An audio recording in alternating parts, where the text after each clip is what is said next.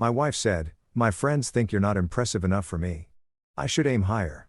I replied, "Then go ahead." That same day, I canceled the trips, the ring, the birthday venue, everything quietly.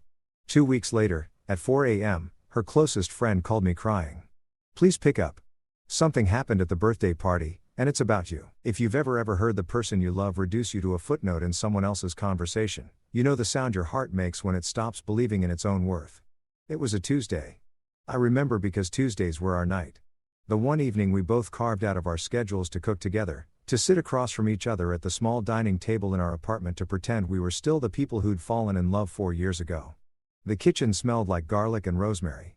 I'd spent an hour on the chicken getting the skin crispy the way she liked it, the way her mother used to make it before she passed. The table was set, 2 wine glasses, cloth napkins I'd ironed that morning before work. Candles because she'd once told me candlelight made her feel like we were in a movie. She walked in at 7:30, phone pressed to her ear, laughing at something I couldn't hear. Her heels clicked against the hardwood floor. Designer heels, the ones I'd bought her for her promotion 6 months ago. She barely glanced at the table as she passed it. Still talking, still laughing. I stood there with the serving spoon in my hand, watching her disappear into the bedroom, her voice carrying through the apartment like music I was no longer invited to hear. "I know, right?" That's what I said. "He's sweet, but the butt hung in the air like smoke." I set the spoon down carefully. My hands were steady. That surprised me.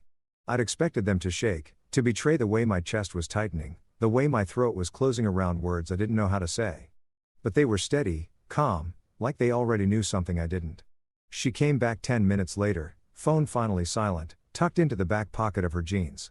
She smiled at me, the smile she used when she was about to ask for something or when she was trying to smooth over a rough edge she'd created.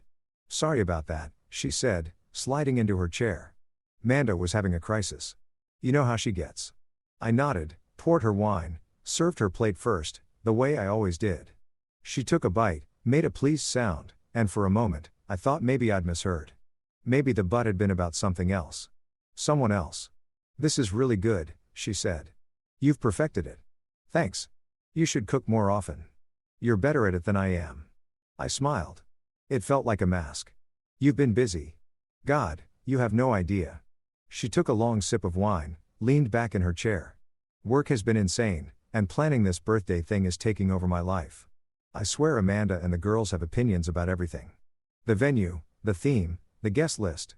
It's exhausting. Her birthday 3 weeks away. I'd been planning it for months. A surprise trip to the coast. The boutique hotel she'd bookmarked on Instagram. The dinner reservation at the restaurant where we'd had our first date.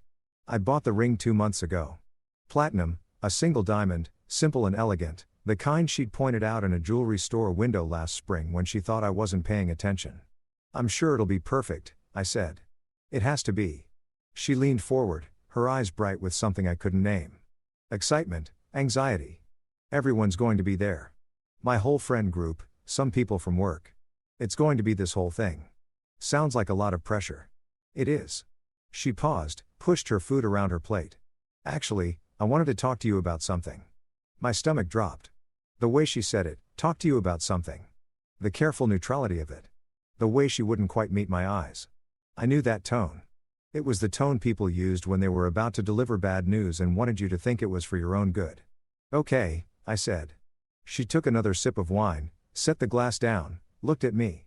"So, the girls have been asking about you, about us, and I've been thinking.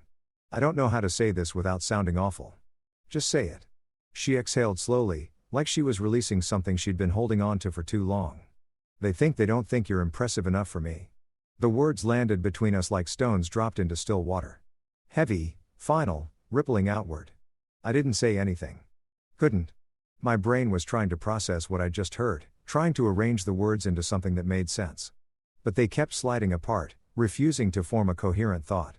"I mean, they love you," she continued quickly, as if that made it better. "They think you're sweet and kind and, stable, but they think I could do better, that I should aim higher." "Higher," I repeated. The word tasted like ash. "You know what I mean? Someone more ambitious. Someone with more presence, I guess. Someone who makes an impression when they walk into a room." I looked at her across the table. This woman I'd loved for 4 years. This woman I'd built a life with.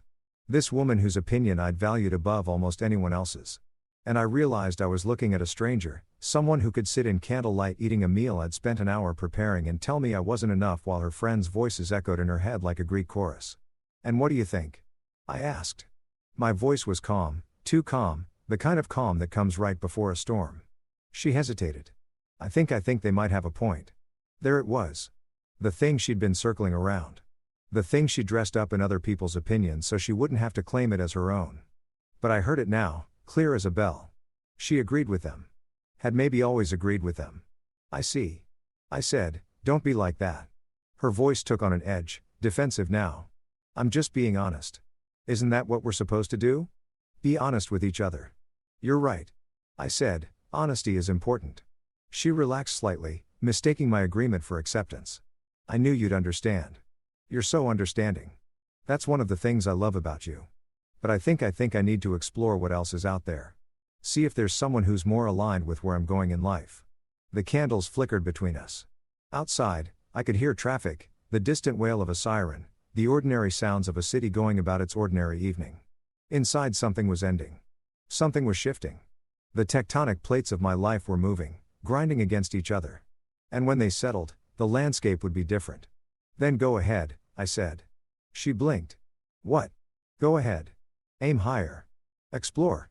Find someone more impressive." Are you breaking up with me?" I almost laughed. "Almost. No, you're breaking up with me. I'm just agreeing with you." "That's not what I said. I just think we need to talk about this, about where we're going." "We just did." I stood up, began clearing the plates. She was still sitting there, her wine glass half full, her expression caught somewhere between confusion and offense. "I think we're done talking." "You're being dramatic." "Am I?" I turned to look at her. Really look at her. Tried to find the woman I'd fallen in love with and the woman sitting at my table wearing my gift, telling me I wasn't good enough. Couldn't find her. Maybe she'd never existed. Maybe I'd been in love with a fiction, a projection, a story I'd told myself about who we were. "I just think I know what you think. Your friends made it pretty clear and you agreed. So, let's not drag this out. You want someone more impressive? Go find them. I won't stand in your way." She stood up too, her chair scraping against the floor. "Fine, maybe I will. Good luck," I said. Meant it too in the way you wish someone luck when you know they're about to learn a lesson the hard way. She grabbed her purse, her phone, her keys. Hesitated at the door like she was waiting for me to stop her, to call her back, to apologize for not being impressive enough. When I didn't, she left. The door closed behind her with a soft click that sounded like finality. I stood in the kitchen for a long time after she left, staring at the candles burning down, the wine glasses, the dinner I'd made. Then I walked to my office, opened my laptop, and started making phone calls. The Coastal Hotel canceled. Full refund. They were very understanding. The restaurant reservation canceled. The surprise helicopter tour I'd booked canceled.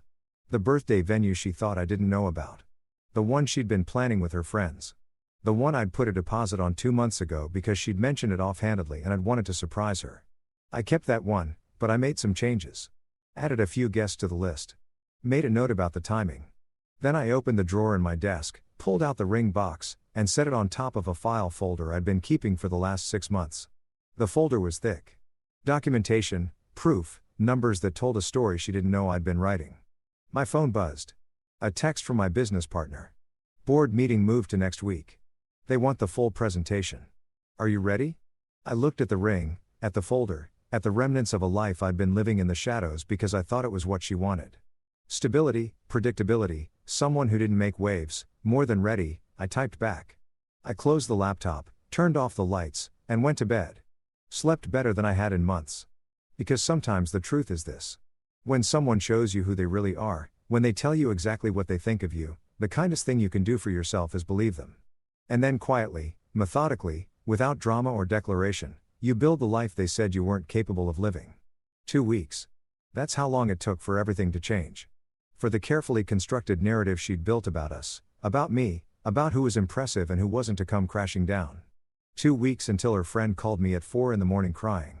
2 weeks until the truth saw out the eye, elegant, data-backed, undeniable finally came to light. But that night, standing in my apartment with the candles burning down to nothing. I didn't know any of that yet. I just knew that something had ended. And something else, something quieter and more powerful had begun. The morning after she left, I woke up to silence, not the comfortable silence of shared space. The kind where you can hear someone breathing in the next room, and it feels like home. This was different, empty. The apartment felt larger somehow, like the walls had expanded overnight to fill the void she'd created. I lay there for a moment, staring at the ceiling, waiting for the grief to hit, for the regret, for that crushing weight of loss that's supposed to follow when someone you love walks away. It never came. Instead, what I felt was clarity, sharp, clean, like I'd been living in fog for years, and someone had finally turned on a light.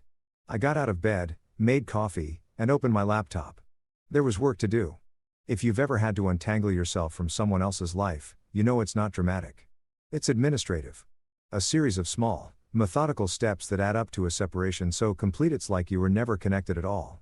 People think breakups are all tears and shouting matches and thrown belongings. Sometimes they are, but sometimes they're just this quiet clicks on a keyboard, phone calls made in a steady voice. Boxes checked one after another until the shared life you built becomes two separate existences again. I started with the apartment. It was in my name, had been since before we met. She'd moved in 2 years ago, brought her clothes and her books and her opinions about where the furniture should go, but the lease had always been mine. I called the landlord, asked about the early termination clause, told him I'd be moving at the end of the month. He was surprised. I'd been a model tenant for 5 years, but he didn't ask questions. Said he'd start showing the place next week. Next, utilities, subscriptions, the streaming services she'd added to my accounts, all transferred or cancelled. I went through my phone, deleted the photos, not out of anger, but out of necessity. Why keep evidence of something that never really existed? The woman in those photos, smiling at holiday dinners, laughing on beach vacations, kissing me at midnight on New Year's Eve, she wasn't real. She was a performance. A version of herself she'd shown me while keeping the real her.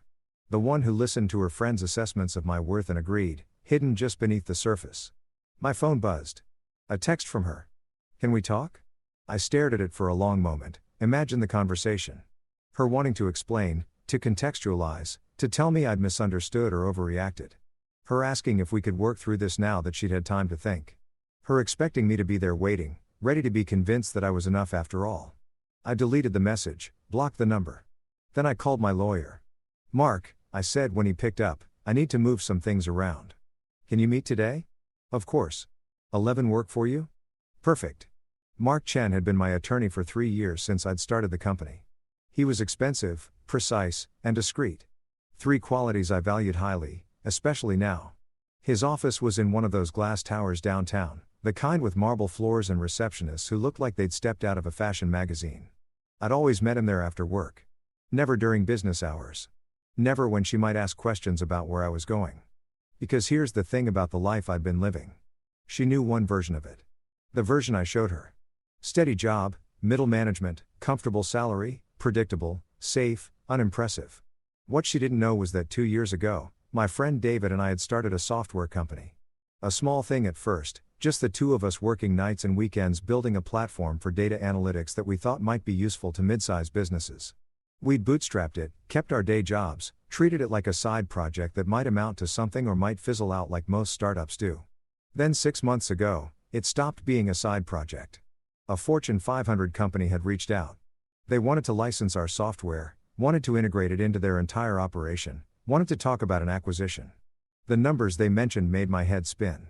We'd taken the licensing deal, kept the company independent, and suddenly our side project was generating revenue in the 7 figures. I'd wanted to tell her, had planned to tell her actually, as part of the birthday surprise, imagined her face when I explained that the middle management job was cover, that I'd been building something real, that the modest lifestyle we led was a choice, not a limitation. Imagined proposing to her with the ring and the truth that we could have whatever life she wanted, go wherever she dreamed of going, build whatever future she could imagine. But that conversation required trust, required believing that the person you were revealing yourself to would meet that vulnerability with grace. And somewhere along the way, without me quite noticing when it happened, I'd stopped trusting her with the parts of me that mattered. Mark was waiting when I arrived, a coffee already prepared the way I liked it. He shook my hand, gestured to the chair across from his desk. The office had floor-to-ceiling windows overlooking the city. And from this height, everything looked small, manageable. So, he said, settling into his chair. What's going on? I need to separate my assets, move some things into different accounts, make sure everything's protected. He raised an eyebrow. Personal matter. Relationship ended. I'm sorry to hear that. Common law situation. No, we never got that far. I pulled out a folder, different from the one at home, but equally important. But I need to make sure there's no financial entanglement. No paper trail that connects us.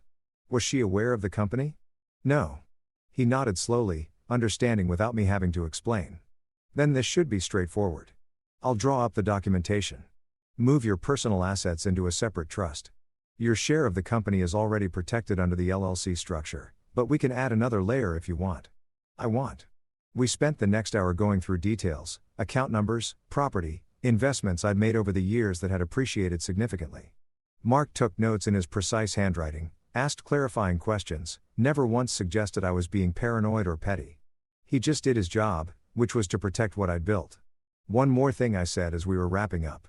There's a birthday party in 2 weeks, Saturday the 15th. I put a deposit on the venue. You want to cancel? No, I want to keep it, but I need to make some adjustments to the booking. He looked at me carefully. What kind of adjustments? I told him. His expression didn't change, but I saw the slight curl of his lips, the professional appreciation of a well-constructed plan. When I finished, he leaned back in his chair. That's elegant, he said. Possibly therapeutic, definitely effective. Will it work legally? You're not doing anything illegal.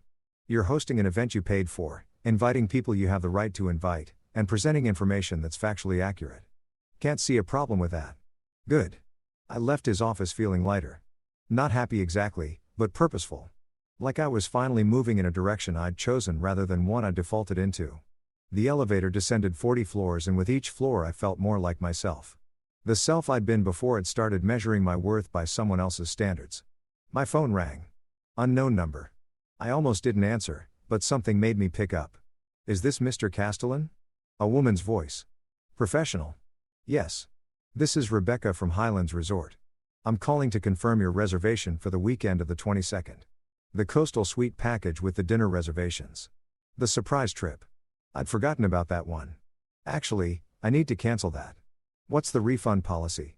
You booked the premium package, which is fully refundable up to 48 hours before check-in. I can process that for you now if you'd like. Please. There was a pause. The sound of typing. All set. You'll see the refund in 3 to 5 business days. I'm sorry you won't be able to make it. Is there anything else I can help you with? No, that's all. Thank you. I hung up, stood on the sidewalk outside Mark's building, and felt the afternoon sun on my face. November in the city, but still warm enough that people were out in shirt sleeves. Still bright enough that the light hit the glass towers and turned them into mirrors reflecting the sky. That night, I went to the office. Not the office where I maintained my middle management cover, but the real one, the warehouse space in the arts district that David and I had converted into our headquarters. Exposed brick, standing desks, whiteboards covered in diagrams and code. 6 employees now, all of them smart and hungry and building something that mattered. David looked up when I walked in. Hey, thought you weren't coming in today. Change of plans. He studied my face. Read something there that made him set down his coffee. What happened? I told him. Not all of it, but enough. The conversation at dinner, the friend's opinions, her agreement, the decision to end it. He listened without interrupting. The way good friends do when they know you just need to say the words out loud. I'm sorry, man, he said when I finished. That's brutal. It is what it is. You okay? Better than I expected to be, actually. He nodded, pulled up a chair. So what now? You finally going to stop hiding this place from people? I told David from the beginning why I was keeping the company quiet. Had explained about wanting to build something real before announcing it. About not wanting the attention or the pressure or the way people change when they knew you had money. He'd understood, had agreed to keep it between us and our small team. But I knew he thought I was being overly cautious, that I should be proud of what we'd built. Maybe he was right. Yeah, I said. I think it's time. About damn time, he grinned. We've got that board meeting next week. The investors are ready to talk second round funding. We could be looking at 10 times current valuation. I know that means I know what it means, David. He leaned back, his grin widening. So, you're going to finally stop living like a monk and buy yourself something nice? I thought about the apartment I was leaving, the carefully modest lifestyle I'd maintained, the way I'd kept myself small to fit into someone else's vision of who I should be. Thought about the ring in my desk drawer, the plans I'd made, the future I'd imagined with someone who'd been imagining a different future entirely. Maybe, I said. First, I need to close some doors. The birthday party. The birthday party. He whistled low. Man, I don't envy her when the truth comes out. It's not about making her suffer. It's about correcting the record. Sure, Hen said in the tone of someone who didn't quite believe me, but respected my right to frame it however I wanted. Well, whatever you need from me, you have got it. The next 2 weeks moved like water, steady, inexorable. I went to work, both works, and lived in the space between my old life and whatever was coming next. She tried calling a few more times from different numbers. I never answered. She showed up at the apartment once, but I'd already moved most of my things out. She stood in the hallway looking at the half-empty living room, and I could see her trying to understand what was happening. "You're really doing this?" she asked. "I am." Over one conversation, one disagreement. It wasn't a disagreement. It was a revelation. She shook her head, her eyes bright with something that looked like tears, but might have been anger. "You're being childish, throwing away 4 years because your feelings got hurt." I could have argued, could have explained that it wasn't about hurt feelings.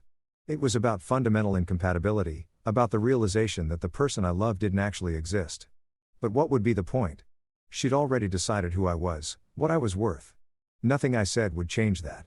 "Goodbye," I said instead and closed the door. The night before her birthday party, I couldn't sleep.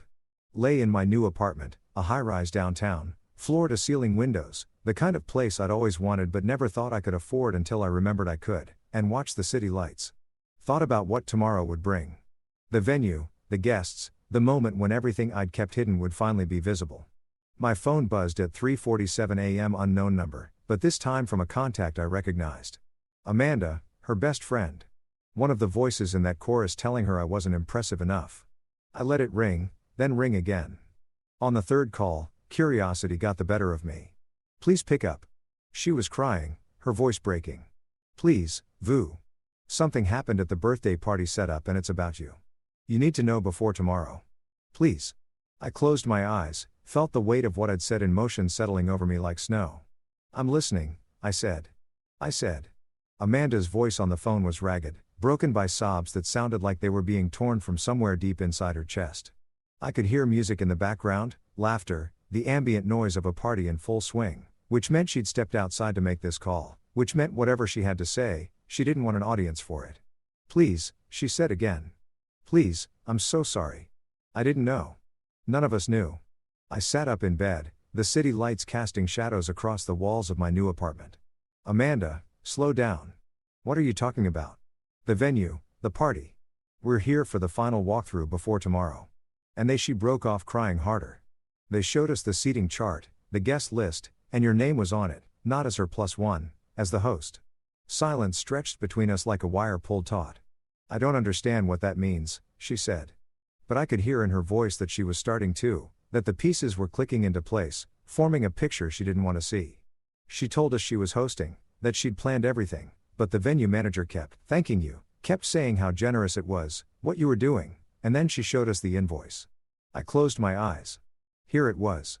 The moment when the careful architecture I'd built started to become visible. What did the invoice say? Everything. Her voice was barely a whisper now. "The deposit you put down 3 months ago, the premium package, the one she told us was a good deal she'd negotiated. The bar service, the catering, the DJ, it's all in your name. You paid for everything." I did. But she said Amanda stopped, started again. She told us she was funding this herself, that she'd been saving, that it was her party, her money, her event. "She let us think you weren't even invited." "I wasn't," I said. "She uninvited me 2 weeks ago when she decided I wasn't impressive enough." The sound Amanda made was somewhere between a gasp and a sob. "Oh God. Oh God." That conversation. We were at dinner. We were talking about guys, about relationships, and I said, "I know what you said." She told me. "I didn't mean it like that. I swear we were being stupid, talking trash the way friends do." I didn't think she'd actually take it seriously, agree with you, use it as a reason to end a 4-year relationship. My voice was calm, but I could feel something cold and hard forming in my chest. Not anger exactly, something more like resignation. She did all of those things, Amanda. So, whatever you're calling to apologize for whatever guilt you're feeling, you should probably feel it. She was fully crying now. Those deep shuddering sobs that hurt to listen to. "I'm so sorry. We were wrong. We were so wrong." And now the venue manager is asking about tomorrow. About whether you're still planning to attend. And I don't know what to tell her. I don't know what to tell anyone. I stood up, walked to the window. 43 floors below, the city was alive with movement, cars streaming down streets, lights flickering in windows, people living their lives with no idea that mine was about to fundamentally change. I thought about the venue, the party, the carefully orchestrated reveal I'd planned. Thought about walking away from it, letting her have her birthday, her celebration, her version of events where I was the forgettable ex who wasn't impressive enough. But that would be a lie. And I was done living inside other people's lives. Tell her I'll be there, I said. And Amanda, tell the others, too. Tell all of her friends who think they know who I am. Tell them to pay attention tomorrow because they're about to learn something important about assumptions. What are you going to do? I'm going to give a toast, I said, and hung up. The morning of her birthday dawned clear and cold. One of those November days where the sky is so blue it almost hurts to look at. I stood in front of my closet, the walk-in closet in the master bedroom of my new apartment, the one that was bigger than the entire bedroom in the old place, and considered what you wear to the funeral of a relationship. I chose a suit. Not the cheap one I'd worn to work functions when I was pretending to be someone I wasn't. The Armani charcoal gray, perfectly tailored, the kind of suit that announced you belonged in rooms where decisions were made and money changed hands. A white shirt, a tie the color of smoke, shoes that cost more than most people's rent. I looked at myself in the mirror and barely recognized the man looking back. Not because I looked different, though I did somehow. Sharper and more solid than I remembered being, but because I felt different, like I'd been living as a ghost of myself and had only now remembered I had a body, a presence, a weight in the world. My phone buzzed. David, you sure about this? Yes, I typed back. Want backup? I considered it. David knew the whole story, had offered multiple times to come with me, to stand beside me when I walked into that venue and detonated the truth. But this wasn't his fight. This was mine. Personal, intimate, the kind of reckoning that has to happen alone. I'm good, but, thanks. Call me after. I want to hear everything. I pocketed my phone, picked up the folder from my desk, the thick one, the one I'd been assembling for months, and headed out. The venue was in the Arts District, a converted warehouse with exposed brick and Edison lights, the kind of place that looked industrial and romantic at the same time.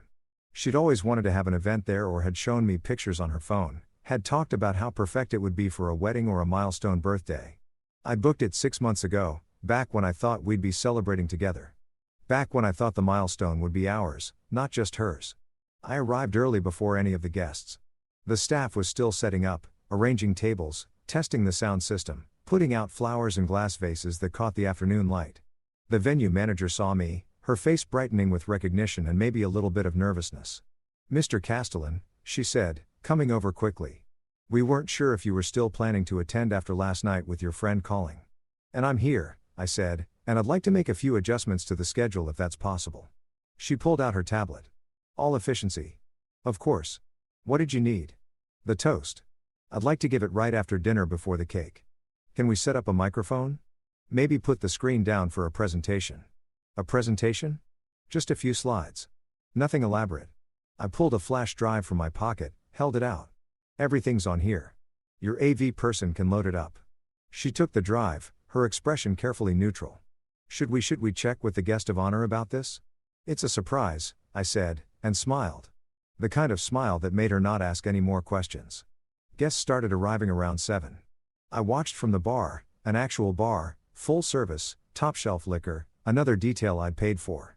As people filed in her friends first, the women who'd spent months planning this party without knowing who was really funding it. They looked nervous, whispering to each other, glancing around like they were expecting something to go wrong. Then her work colleagues, people I recognized from company events, from the few times I'd attended her office functions as the forgettable +1. They looked excited, dressed up, ready to celebrate someone they admired. And then at 7:30 exactly, she arrived. If you've ever seen someone walk into a room expecting applause and getting silence instead, you know what that looks like. The way their smile freezes, the way their eyes dart around, trying to understand what went wrong, why the script isn't being followed. She stood in the doorway wearing a dress I'd never seen before. Red, expensive, the kind that demanded attention. And slowly, one by one, people noticed her, started clapping, started calling out birthday wishes. The moment passed, the awkwardness dissolved, and she relaxed into the role she'd expected to play. The star of the evening, the woman everyone had come to celebrate. She didn't see me at first. I was standing at the back, partially hidden by a support column, watching. Amanda saw me, though. Our eyes met across the room, and I saw her face crumple slightly before she looked away. Guilt, I thought, or maybe fear. Maybe both. Dinner was served at 8, a 3-course meal. Each dish carefully chosen from the menu I'd selected months ago when I thought we'd be sharing this night together. I sat at a table in the back alone and ate in silence. While conversation flowed around me like a river, her friends kept glancing over, whispering. The tension in the room was building, a pressure system moving in. She finally noticed me during the main course. I watched her across the room as her gaze swept the venue, taking in the decorations, the guests, the elegant abundance of everything she'd claimed to have provided herself. Her eyes landed on me, and I saw the shock register. Saw her mouth form my name, saw her stand up, hesitate, sit back down. She said something to Amanda, who shook her head and looked away. The meal ended. Dessert plates were cleared. The venue manager dimmed the lights slightly, brought out the microphone, gestured to me. I stood up. The room went quiet. People turned, trying to figure out who I was, why I was walking to the front, what was about to happen. She was staring at me with an expression I couldn't quite read. Confusion, anger, maybe the first stirrings of understanding. "Hi," I said into the microphone. My voice carried through the room, steady and clear. "For those of you who don't know me, my name is James Castellin." I paused, chose my words carefully. I was in a relationship with the birthday girl for 4 years. Until 2 weeks ago, murmurs rippled through the crowd. She'd gone pale, her hands gripping the edge of the table. "I'm not here to ruin anyone's evening," I continued. "Or to be petty. I'm here because I paid for this party." I let that sink in. Watched the realization spread through the room like a wave. And I thought it was important that everyone knew the truth before we celebrate. Truth matters, doesn't it? The screen behind me flickered to life. The first slide appeared, a copy of the venue invoice. My name at the top, the amount paid, the date, 3 months ago. "I booked this venue in August." "Why?" I said. "Paid for everything you have seen tonight. The food, the bar, the music. I did it because I loved her. Because I wanted to give her the birthday she deserved. Because I thought we had a future together." Next slide. See, receipts, dozens of them. 4 years of dates, gifts, trips, surprises, all annotated, all time-stamped. A financial history of a relationship. These are receipts from our relationship. Not all of them. That would take all night, but enough to show a pattern. I'm showing you these not to prove I'm generous or good, but to prove I was present, invested, committed. Her friends were staring at her now, questions forming on their faces. Next slide, a photograph of her from 2 weeks ago, the night she told me I wasn't impressive enough. She looked happy in it, beautiful, sure of herself. 2 weeks ago, she told me her friends thought I wasn't impressive enough for her, that she should aim higher. And you know what? She was right to listen to them because clearly I wasn't giving her the full picture of who I was. Final slide, the logo of my company, Data Core Solutions, and beneath it, the recent press release about our licensing deal, the valuation, the projected growth. I'm the co-founder and CEO of Data Core Solutions. We're a data analytics company that's currently valued at $43 million.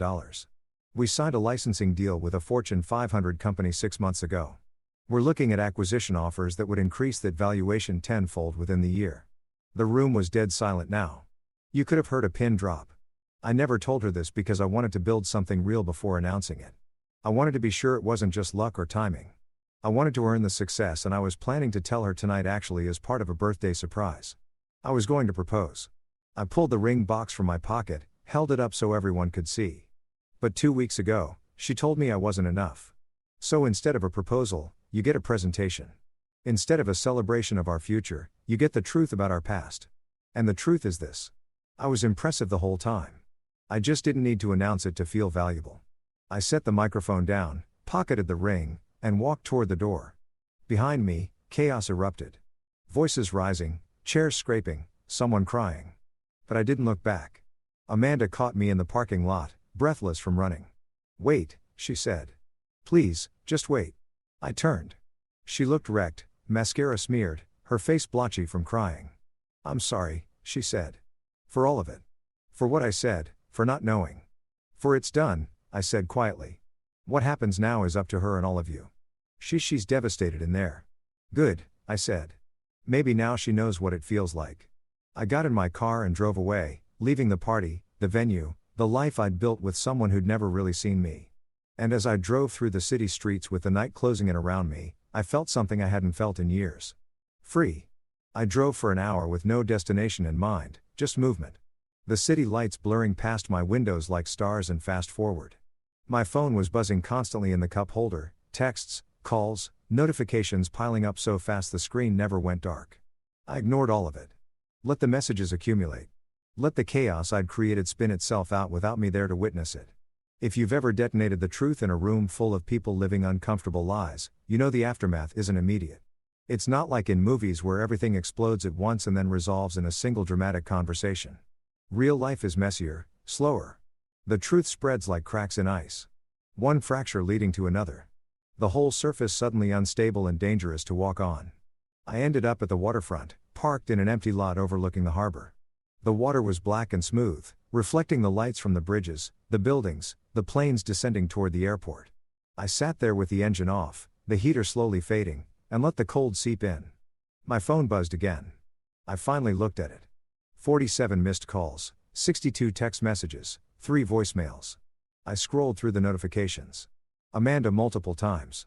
Her other friends, Jessica, Lauren, Kim, women I'd met at dinners and parties. Women who'd smiled at me while probably thinking exactly what Amanda had said out loud. Not impressive enough. My business partner, David, checking in on her. 23 messages from her, each one more desperate than the last. I didn't read them. Not yet. Instead, I opened the voicemail from a number I didn't recognize. Mr. Castellin, this is Patricia Moreno from the venue. I wanted to let you know that the party, well, it ended early. After you left, there was quite a bit of discussion and the guests of honor decided to leave. Several of the guests left with her. The rest stayed for about another hour, but the energy had shifted. I just wanted to check in, make sure you're okay. What you did tonight was well, it was something. Call me if you need anything. I saved the message, moved to the next one. James, it's David. Dude, I don't know what happened tonight, but my phone is blowing up with LinkedIn requests from people who were apparently at some party. They're looking at our company page, asking questions. Whatever you did, it's making waves. Call me when you can. The third voicemail was from Amanda again, recorded an hour after the first call. I know you probably don't want to hear from me. Her voice was tired. But I need you to know what happened after you left. She tried to God. She tried to explain it away. Said you were exaggerating, that the company wasn't really yours, that you were just trying to make her look bad. But then Jessica pulled up the press release on her phone, the article from Forbes about emerging tech companies. Your picture was right there, CEO and co-founder, and the valuation you mentioned, it's conservative. The article says you could be looking at $100 million in the next 2 years. A pause, the sound of wind like she was outside. Everyone just stared at her and she kept trying to explain, kept saying she didn't know that you'd hidden it from her. But Lauren asked why you would hide success from someone you loved unless you didn't trust them. And then Kim asked if she'd ever or actually asked about your work, about your life, or if she just assumed she knew everything worth knowing. And she couldn't answer. She just couldn't answer. Another pause longer this time. She's been calling me all night crying, saying she made a mistake, that she didn't understand. But James, I don't think she's crying because she hurt you. I think she's crying because she got caught underestimating you. And those are very different things. The message ended. I sat there in the dark car watching my breath fog the windows and thought about the difference between regret and remorse. Regret is about yourself, the consequences you're facing, the opportunities you've lost. Remorse is about the other person, the pain you've caused, the damage you've done. She was regretting, not showing remorse. I finally opened her messages. Read them in order. Watch the progression from confusion to anger to panic to something that looked like grief but might just have been self-pity. What the hell was that? You humiliated me in front of everyone. You had no right. How could you do this? Please call me. We need to talk. I didn't know. You never told me. Why did you hide everything from me? This isn't fair. Everyone is looking at me like I'm a monster. I made a mistake. I'm sorry. Please, James. Please. I love you. I didn't mean what I said. We can fix this. Please don't throw away 4 years over a misunderstanding. Call me, please. I'm begging you. I read them twice, looking for the moment where she took responsibility. Looking for the place where she acknowledged that her friends' opinions had mattered more to her than our relationship, that she'd valued surface impressiveness over substance.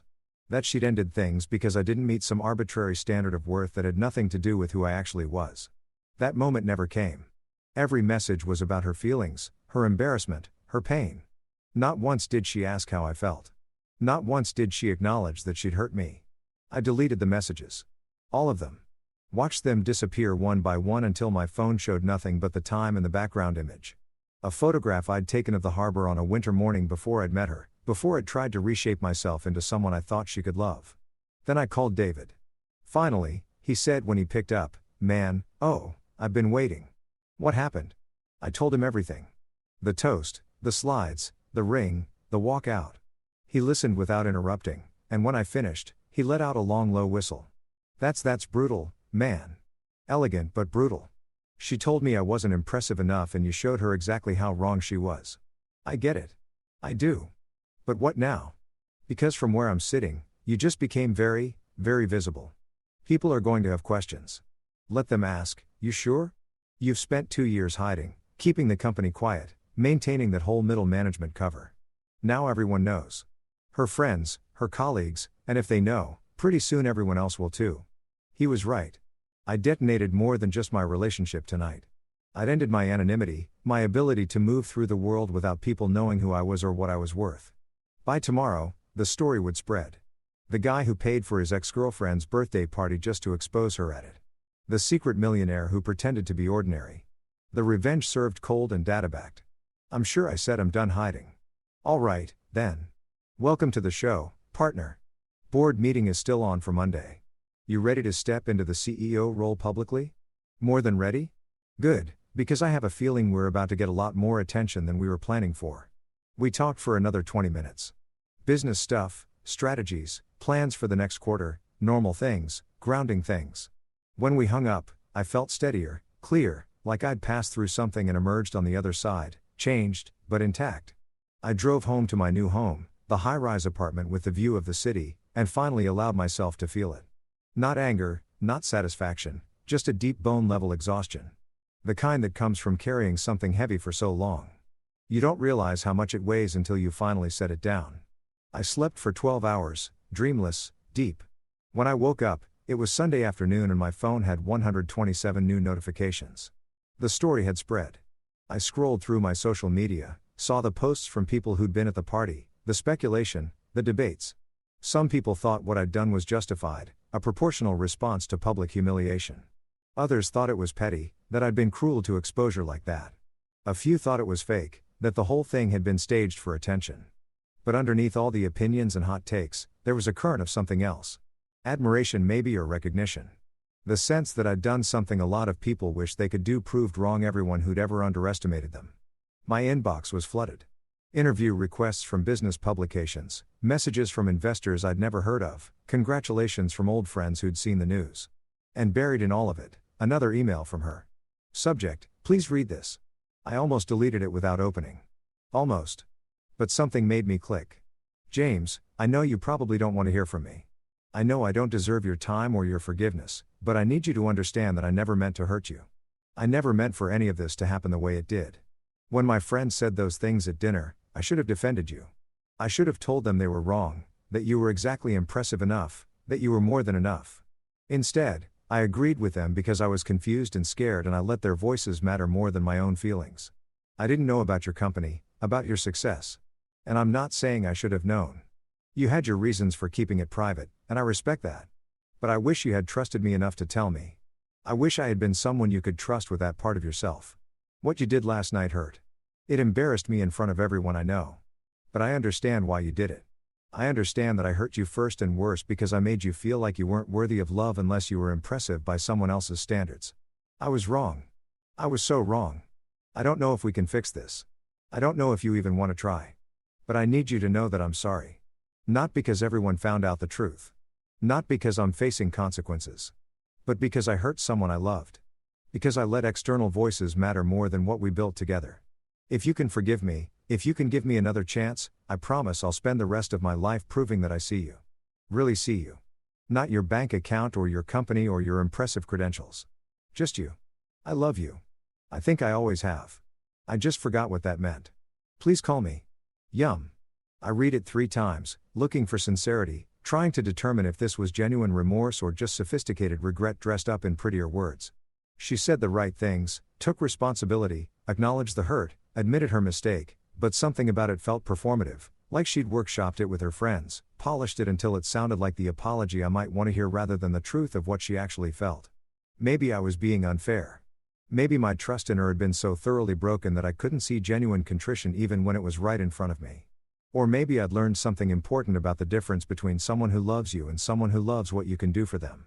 I closed the email without responding. Outside my window, the city was alive with Sunday afternoon energy. People in parks, couples walking dogs, families having brunch, life continuing despite the small personal apocalypse I'd orchestrated the night before. The world didn't care about my revenge, my revelation, my pain. It just kept turning. My phone rang, unknown number, but with a local area code. Hello, Mr. Castellin. This is Marcus Webb from Tech Innovation Magazine. I was hoping I could ask you a few questions about data core solutions and last night's incident. How did you get this number? I'm resourceful. Listen, this is a story people want to hear. The secret CEO, the dramatic reveal, the relationship fallout. It's got everything. I'd love to get your side of it. Set the record straight. I thought about it. Thought about stepping into the light fully, owning the narrative, making sure the story that spread was the true one and not the distorted version that would inevitably emerge from gossip and speculation. Give me your email, I said. I'll send you a statement. I hung up and opened my laptop, typed for 20 minutes, editing and refining until I had something that felt honest without being vindictive, clear without being defensive. When I hit send, I felt something shift. The last piece falling into place. The door closing on who I'd been and opening on who I was about to become. Chapter 5. The shift. Monday morning arrived with the weight of inevitability. I stood in front of the bathroom mirror, knotting my tie with the practiced precision of someone who'd done it 1,000 times and tried to recognize the person looking back at me. Same face, same hands. But something fundamental had shifted. Like the internal geography had been redrawn overnight. Today was the board meeting, the one David had been preparing for, the one where we'd present our 5-year plan to investors who were ready to inject serious capital into data core solutions. Except when we'd scheduled this meeting 3 weeks ago, I'd still been living in the shadows, still maintaining the careful fiction of who I was supposed to be. Now everyone knew. My phone buzzed with the morning news alerts I'd set up over the weekend. Tech blogs were running the story. Secret CEO's birthday party revenge goes viral. Data core solutions of founder exposes exit own party. The most expensive birthday gift ever. The truth. Some of the articles were sympathetic. Others accused me of being petty, cruel, unnecessarily dramatic. A few questioned whether someone who'd staged such a public confrontation was emotionally stable enough to run a company. I read them all with the detached interest of someone reading about a stranger's life. Let them speculate. Let them judge. The truth was documented, time-stamped, undeniable. I grabbed my briefcase, actual leather, expensive, the kind of accessory I'd never let myself buy when I was pretending to be ordinary, and headed out. The data core offices looked different somehow, though nothing had physically changed. Same exposed brick, same open floor plan, same whiteboards covered in code and diagrams. But the energy was different. Electric. When I walked in, conversation stopped. People looked up from their desks, and I saw something in their expressions I'd never seen before. Recognition, respect, maybe a little bit of awe. Sarah, our lead developer, was the first to speak. "Boss, hell of a weekend you had." That's one way to put it. For what it's worth, she leaned back in her chair, arms crossed. "I think you handled it perfectly. People who underestimate you deserve to be educated publicly." A few others murmured agreement. I felt something loosen in my chest. The worry I'd been carrying that my team would see what I'd done as unprofessional, as a liability.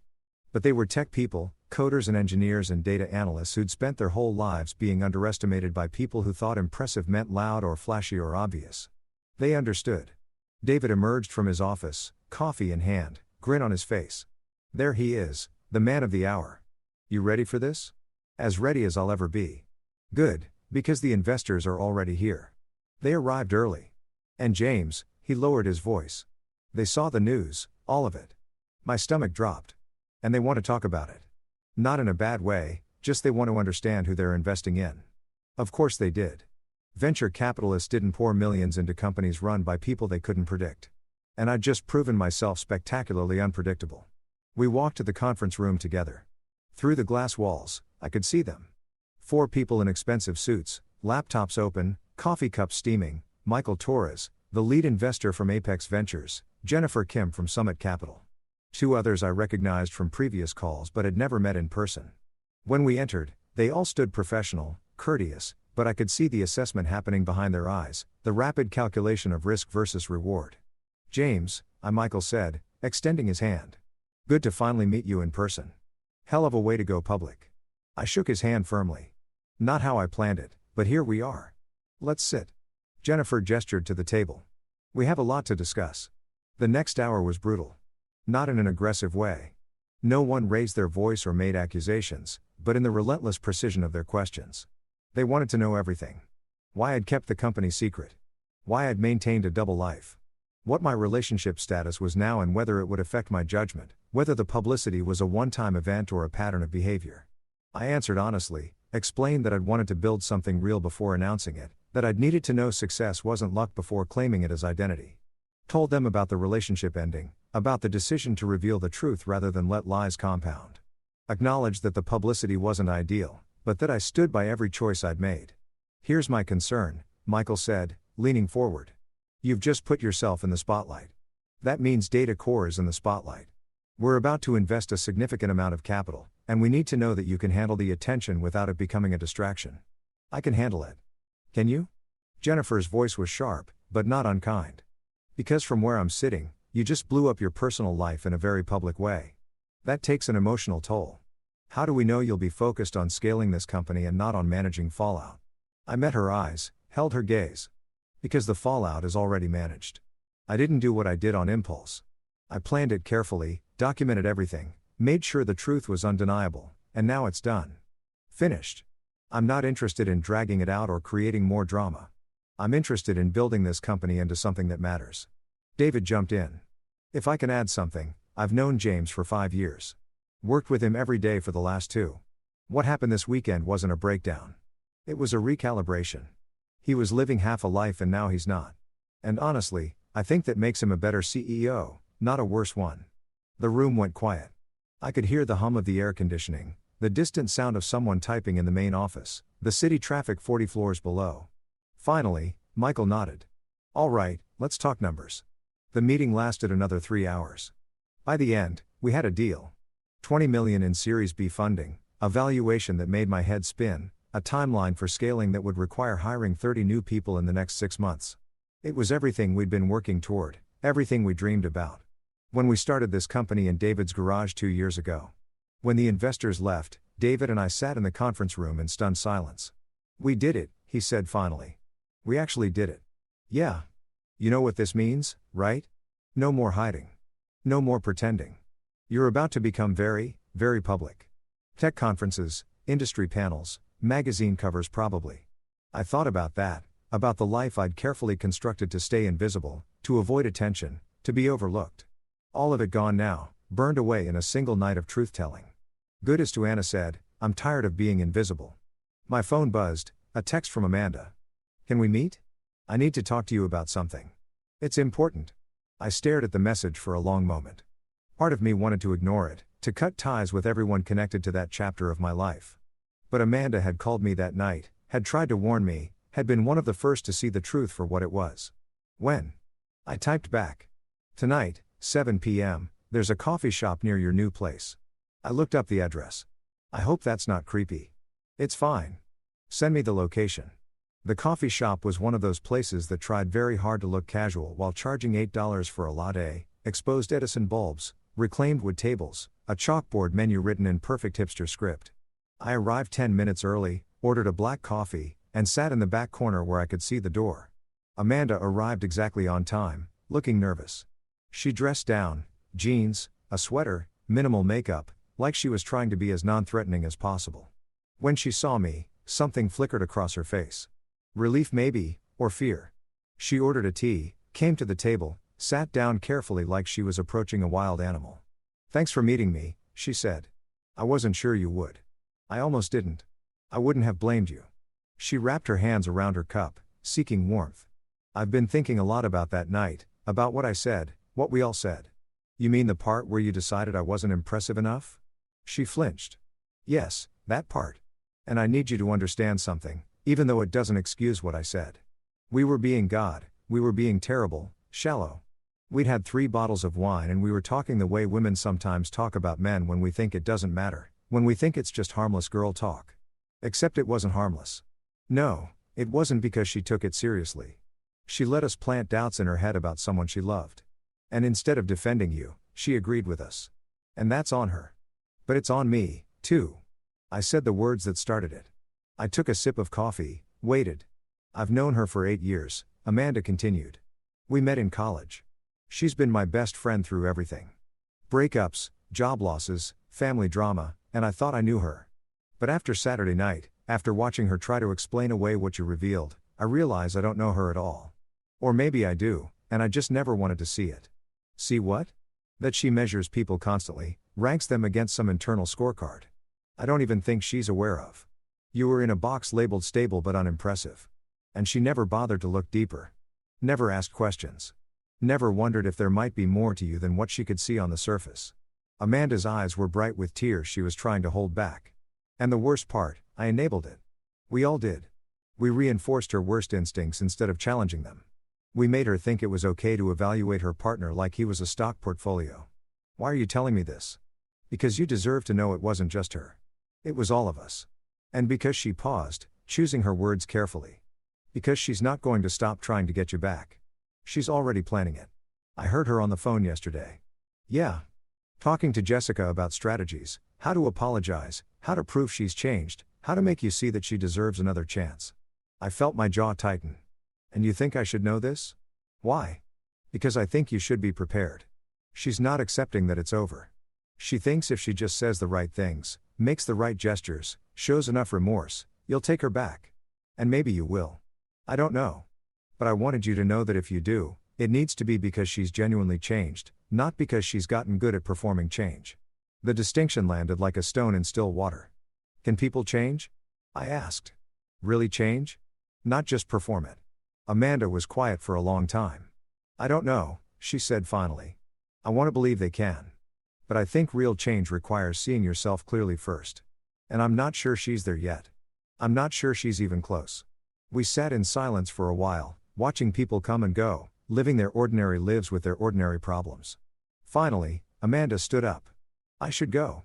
I wanted to say I'm sorry for my part in all of this. You deserve better from all of us. Thank you, I said. Meant it too.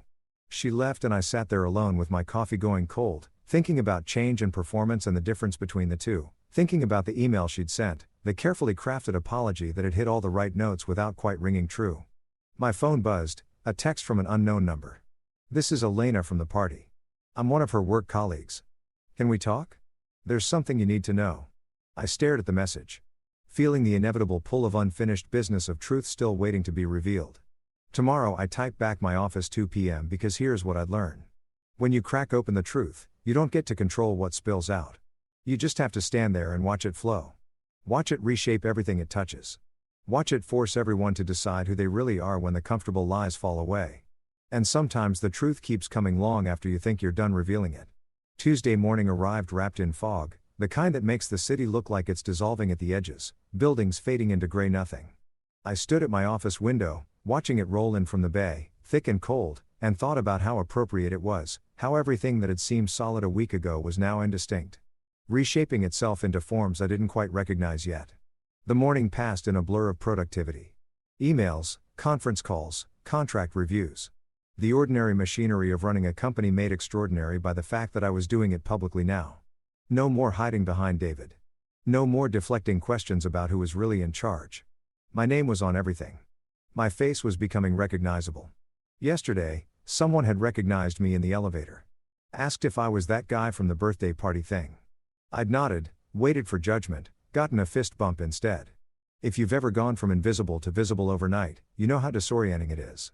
Like you've been walking around in a costume your whole life and suddenly someone ripped it off and you're standing there exposed and you can't remember what you're supposed to do with your hands. At 1:45, reception called up. Mr. Castellin, there's an Elena Vasquez here to see you. Send her up. I tidied my desk, straightened papers that didn't need straightening, and waited. Through the glass walls of my office, I watched her emerge from the elevator. Mid-30s, professional, but not corporate. Blazer over jeans, good boots, the kind of put together that suggested competence without trying too hard. She looked around the office space with evident curiosity, taking in the exposed brick, the standing desks, the energy of a place where things were being built. I met her at the door. "Elena, thanks for coming. Thanks for seeing me." Her handshake was firm, her eyes direct. "I wasn't sure you would after everything. Come in, sit." She settled into the chair across from my desk, declined the offer of coffee or water, and got straight to the point. "I work with your ex-girlfriend." "Ex-girlfriend, is that the right term?" "It'll do. We're in the same department, marketing and client relations. I've known her for about 3 years since she started. And I need to tell you something that I probably should have told you a long time ago, except I didn't know you existed." "Not really. Not as anything more than the boyfriend she occasionally mentioned." I leaned back in my chair, watched her carefully. She was nervous but determined. The way people get when they have decided to do the right thing even though it's uncomfortable. "Go ahead," I said. "She talks about you at work." "Talked, I guess, past tense now, but it was always diminishing little comments that seemed harmless on their own but added up over time. My boyfriend's not really ambitious. He's sweet, but kind of boring. He has a good job, but nothing special. She made you sound like an accessory, like something she was settling for until something better came along." The words landed with the dull ache of confirmation. Not surprising exactly, but painful to hear, stated so plainly. "And none of us questioned it," Elena continued. "Because we believed her. She presented you as this perfectly nice but unimpressive guy and we all just accepted that narrative. When she'd talk about going on vacation, she'd say she paid for it. When she'd mention the nice apartment, she'd imply it was hers. She was always the one with money, with taste, with ambition. You were just there. Why are you telling me this?" Elena leaned forward, her expression intense.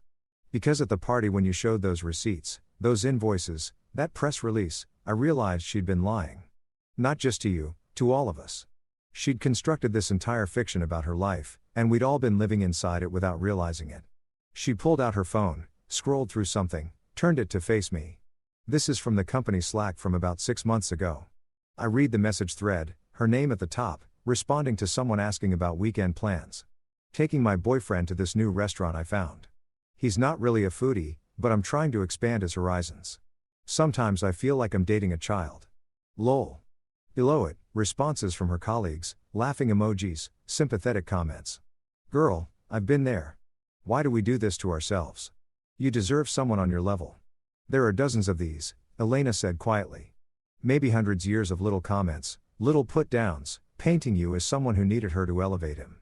And the thing is, we all believed it because she was so confident, so sure of herself. It never occurred to any of us that she might be lying or that she might not actually know who you were." I handed her phone back, felt something cold and hard settling in my chest. She was embarrassed by me. Yes, but not because of who you were.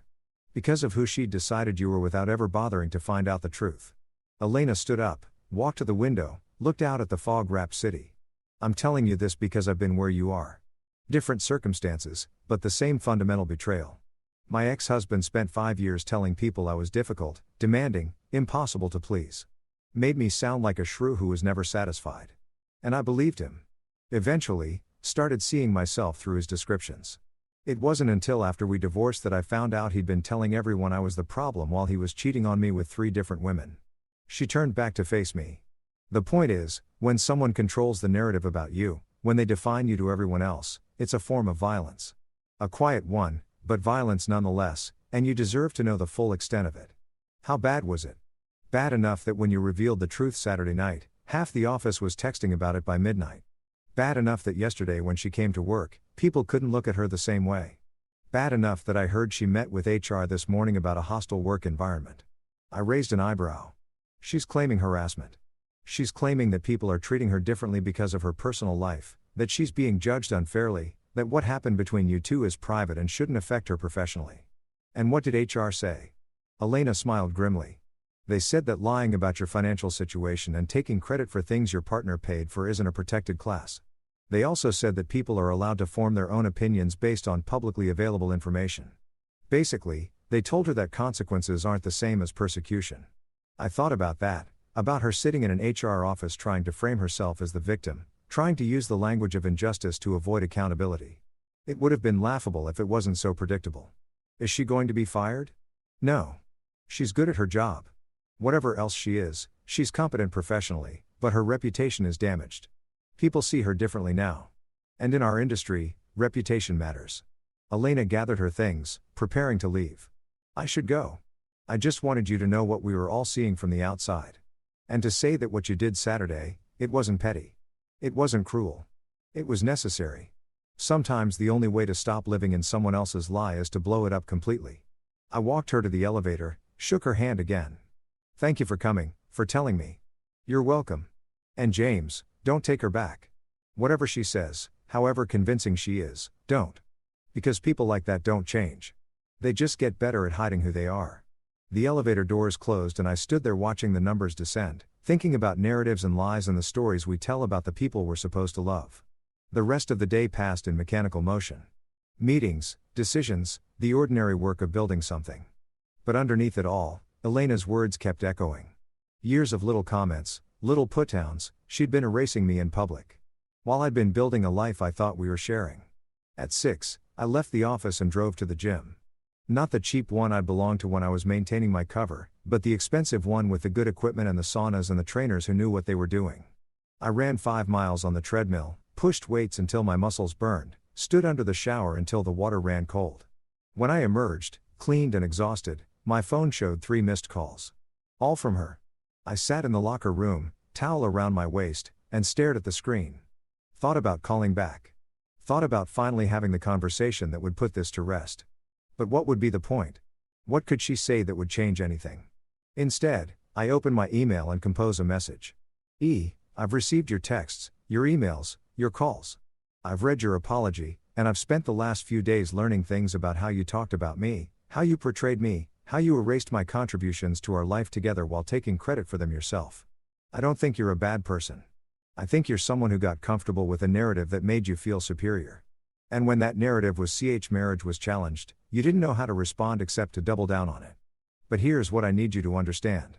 I'm not interested in being the person you think you can fix or save or elevate. I'm not interested in being the project you take on to prove you've grown.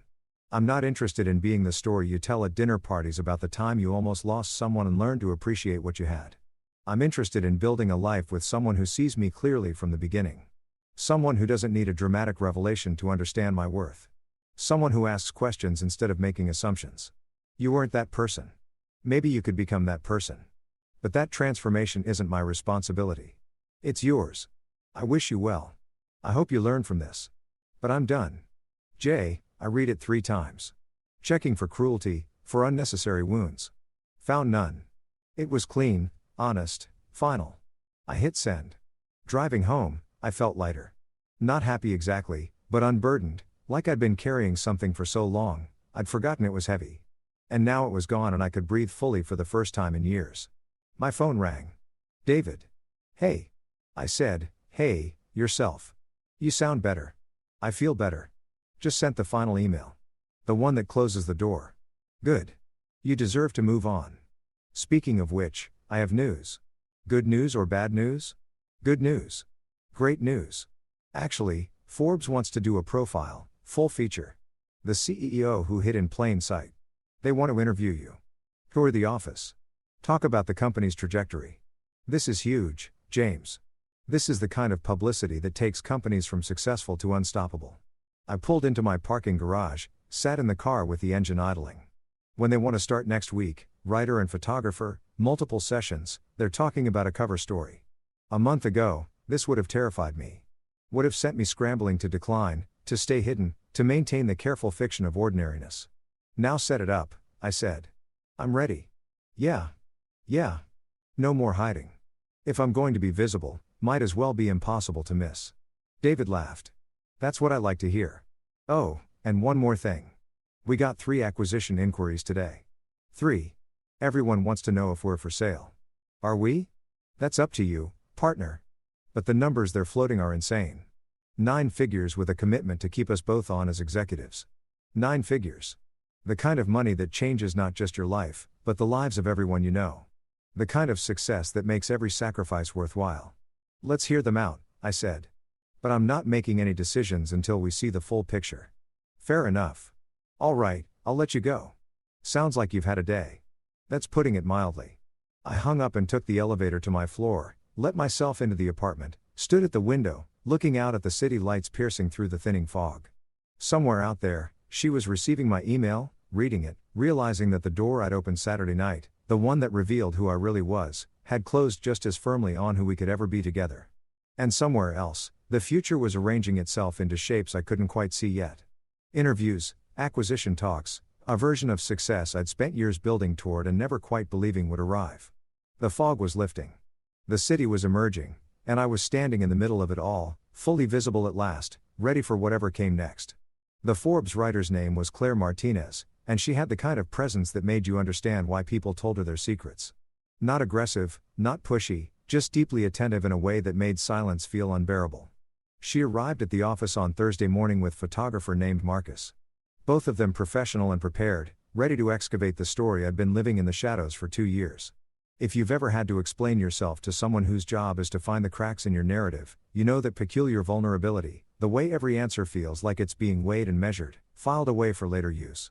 Claire settled into the chair across from my desk, recorder between us like a small black judge, and smiled. "So," she said, "let's start at the beginning. When did you know you were building something that mattered?" I thought about that.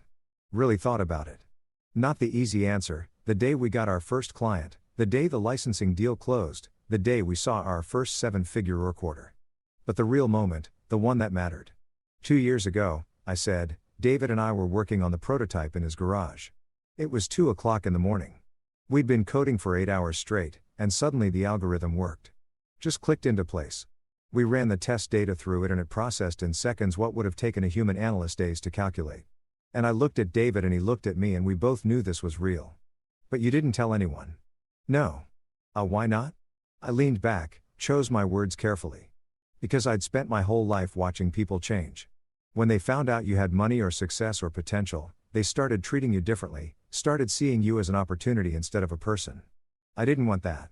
I wanted to build something authentic before the weight of expectation crushed it." Claire made a note. "And your girlfriend at the time, you didn't tell her either?" "No." "Well, she not. Can you help me understand that decision?" Most people would want to share that kind of excitement with their partner. This was the part everyone wanted to understand. The part that seemed from the outside like either profound distrust or cruel game playing. But the truth was more complicated than that. I was going to tell her. I said I had it planned. Actually, her birthday. I was going to propose and explain everything at once. Here's who I really am. Here's what we've built. Here's the life we can have together if you want it.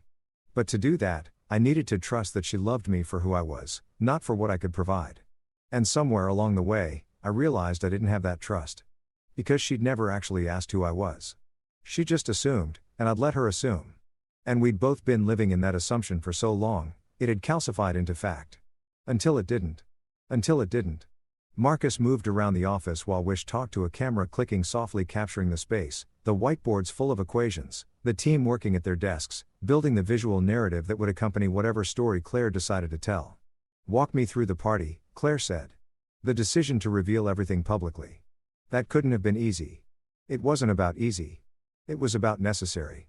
I stood up, walked to the window.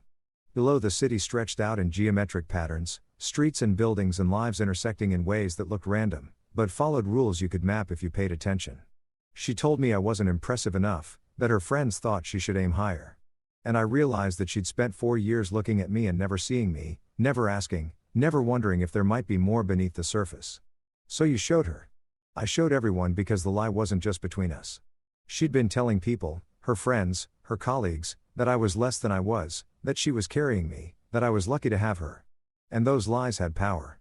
They shaped how everyone saw me, saw us, saw our relationship. The only way to break that power was to tell the truth louder than she'd told the lies. Claire was quiet for a moment, and I could feel her deciding something. Which angle to take, which story to tell. Finally, she spoke.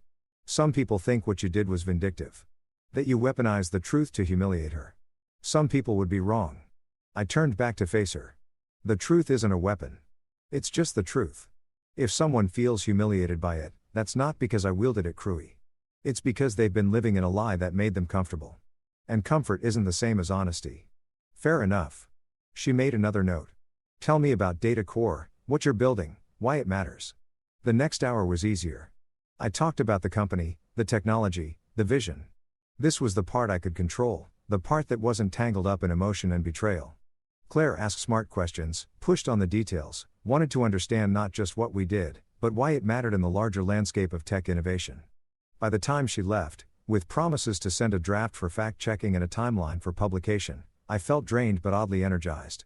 Like I'd been carrying this story alone for so long that speaking it out loud to someone whose job was to tell it to the world had lifted something I didn't know was weighing on me. That evening, I met David at a bar downtown. Not the dive bars we used to frequent when we were scraping together capital and living on ramen. This one had craft cocktails and exposed copper piping and prices that made tourists wooz. We sat at the bar, ordered drinks we couldn't pronounce, and let the week settle around us. "How'd the interview go?" David asked. "Hard, good." She asked all the questions I didn't want to answer. "And you answered them?" "Most of them, some of them," I deflected. "But enough of them that she'll have a story." "You ready for what happens when it publishes?" I took a sip of my drink, something with bourbon and bitters and a sphere of ice that caught the light like a small planet. "I don't think you can ever be ready for that kind of visibility, but I'm not hiding from it anymore." "Good." David signaled the bartender for another round because I've been thinking about those acquisition offers and I think we should hear them all out. Really consider them. "You want to sell?" "I want to win. And sometimes winning means knowing when you've built something big enough that it needs resources you don't have. We could keep grinding, keep growing organically, probably hit a 100 million valuation in 3 years. Or we could take one of these offers, get the resources to scale globally, and hit $1 billion in the same time frame." $1 billion. The word hung between us like something tangible, something you could reach out and touch. "What would we do with that kind of money?" "Ixie," I asked. David laughed. "Whatever the hell we want. Travel, invest, start other companies, buy islands. I don't know, man. The point isn't what we do with it. The point is we'd have options. Real options. The kind of security that means you never have to compromise yourself for someone else ever again." He didn't say her name. Didn't need to. We both knew what he was talking about. The years I'd spent making myself smaller to fit into someone else's vision. The careful management of expectations, the hiding of success, the diminishment of self. "Let's take the meetings," I said. "All of them. See what's out there." "That's what I like to hear." David raised his glass. "To truth, to success, to never hiding again." We drank to that. And I felt something shift. Not just in my circumstances, though those were changing rapidly, but in my understanding of what success actually meant. It wasn't the money, though the money was good. It wasn't the recognition, though that had its value. It was the freedom to be exactly who you were without apology or explanation. To take up the space you'd earned, to stop asking permission to exist at full volume. My phone buzzed, a text from an unknown number, but the message made my stomach drop. "James, this is Rebecca. I'm Elena's manager. We need to talk. There's been a development with your ex-girlfriend's employment situation. Can you call me?" I showed David the message. He read it, his expression darkening. "What do you think happened?" "Nothing good." I stepped outside to make the call. The night air was cold, sharp, carrying the smell of rain that hadn't fallen yet. Rebecca answered on the second ring. "Mr. Castellin, thank you for calling back. What happened?" She sighed and I could hear the exhaustion in it. "Your ex-girlfriend Pan filed a formal complaint against several employees, including Elena, claiming they've created a hostile work environment. She's alleging that they've been harassing her about her personal life, making comments about the party incident, treating her differently because of information you disclosed, and an HR is taking it seriously because they have too. But during the investigation, some things came to light that I think you should know about. Things that paint a very different picture of what was happening before any of this became public." "I'm listening." "We pulled Slack logs, email communications, meeting notes. Your ex-girlfriend has been taking credit for work that wasn't hers for at least 18 months, presenting other people's ideas as her own in client meetings, making herself look good by diminishing her teammates. And when people tried to call her on it, she'd frame it as them being jealous or unsupportive." I closed my eyes, felt the cold concrete wall against my back. Of course. Of course she'd been doing at work what she'd been doing in our relationship, constructing a narrative where she was the star and everyone else was supporting cast. What happens now? Honestly, we're probably going to let her go. Not because of the party thing.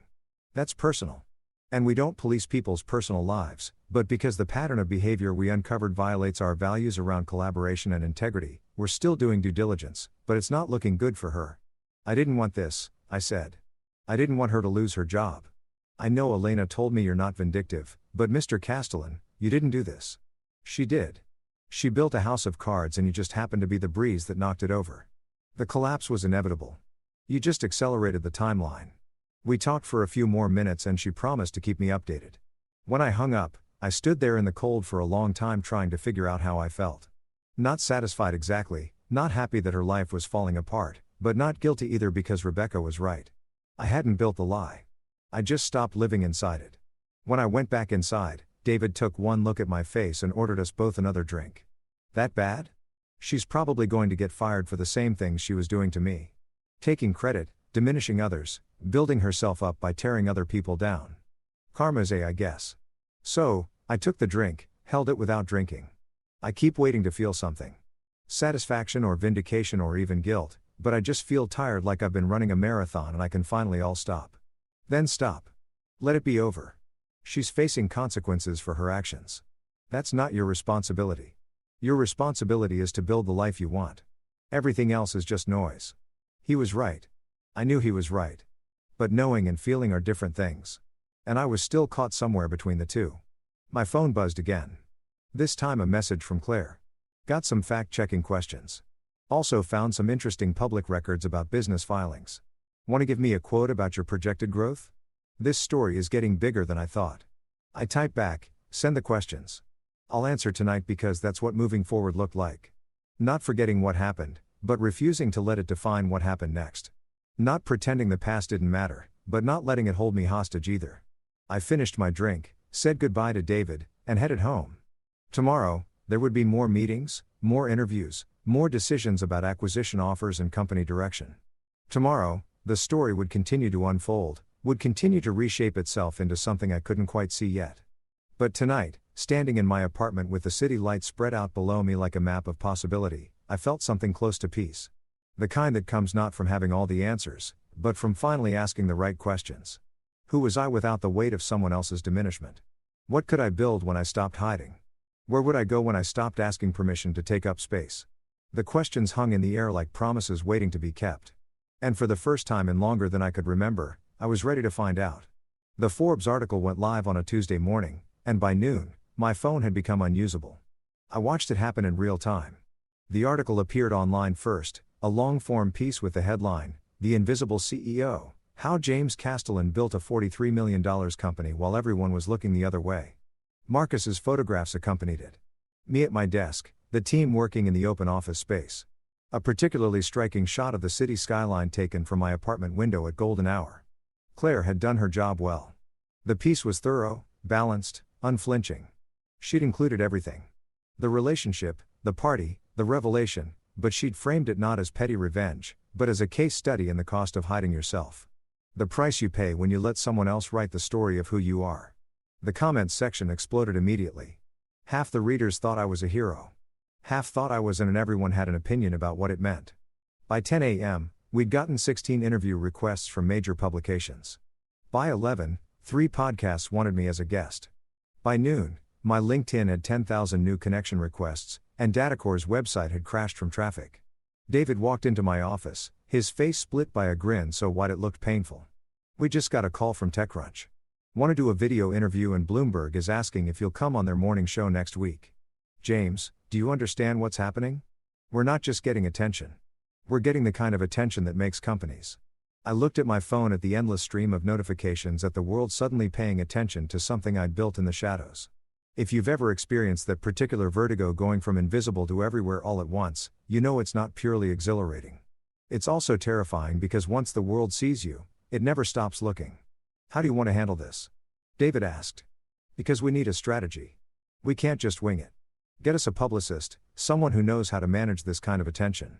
And set up those acquisition meetings for next week. If we're going to be visible, might as well be visible with leverage. Already on it. First meeting is Friday. Summit Capital wants to come here, tour the operation, talk numbers. They're bringing their full team. 3 days. I had 3 days to prepare for a conversation that could change everything. That could take this company I'd built with my own hands and transform it into something bigger than I'd ever imagined. My phone rang, a number I didn't recognize, but with a local area code. I almost ignored it, but something made me answer. "James Castellin." "Mr. Castellin, this is Dr. Sarah Chen from the business school at Stanford. I'm calling because we'd love to have you speak to our entrepreneurship class about building companies and managing public perception." The Forbes piece was extraordinary, and I think our students could learn a lot from your experience. Stanford, one of the top business schools in the world, asking me to teach their students. A month ago, I'd been the forgettable boyfriend at dinner parties. Now I was someone Stanford wanted in front of future CEOs. I'd be honored, I said. Have your assistant send me the details. When I hung up, I sat there for a moment trying to process it. The speed of transformation, the way the world had suddenly decided I was worth paying attention to. Not because I changed, but because they could finally see what had been there all along. That evening, I went for a run. Needed to move, to think, to let my body process what my mind was still struggling with. The fog had cleared, leaving the city sharp and bright under a sky going purple with dusk. I ran along the waterfront, past tourists and couples and people living their ordinary lives, and felt the rhythm of my feet against pavement settle something inside me. On my way back, cutting through the park near my apartment, I saw her. She was sitting on a bench near the fountain, alone, staring at nothing. She looked smaller than I remembered, like the confidence that used to radiate from her had been dialed down to something uncertain. She was wearing workout clothes, but she wasn't exercising, just sitting, waiting, maybe, or hiding. I could have kept running. Could have pretended I didn't see her. Let the moment pass without acknowledgement. But I'd spent 4 years avoiding difficult conversations with her, smoothing over rough edges, pretending everything was fine when it wasn't. I was done with that. I slowed to a walk, approached the bench. She looked up as I got closer, and I watched recognition and about 12 other emotions flash across her face in quick succession. Surprise, fear, hope, resignation. "Hi," she said. Her voice was small. "Hi.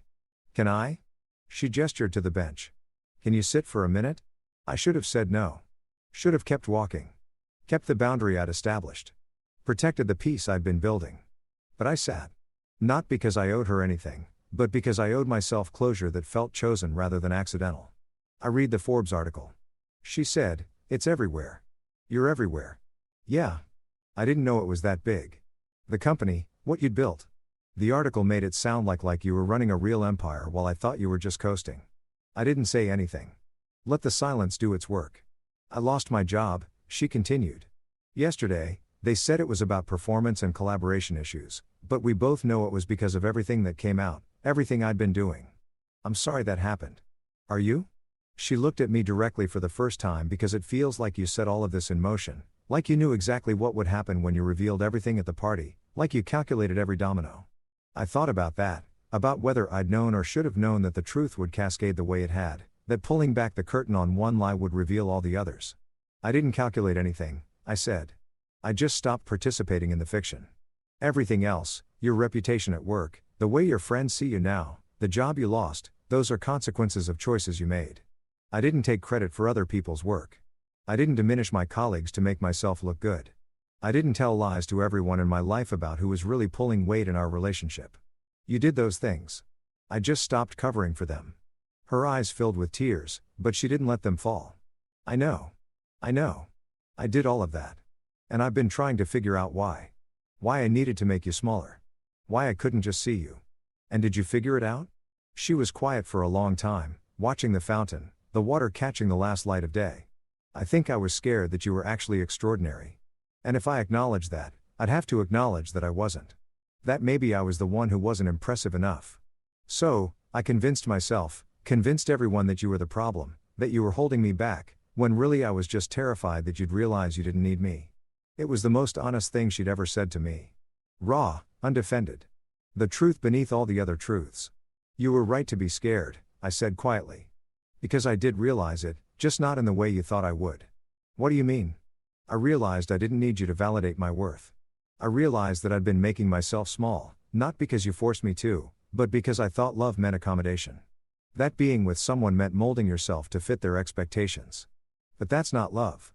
That's just disappearing slowly while someone else takes up all the space.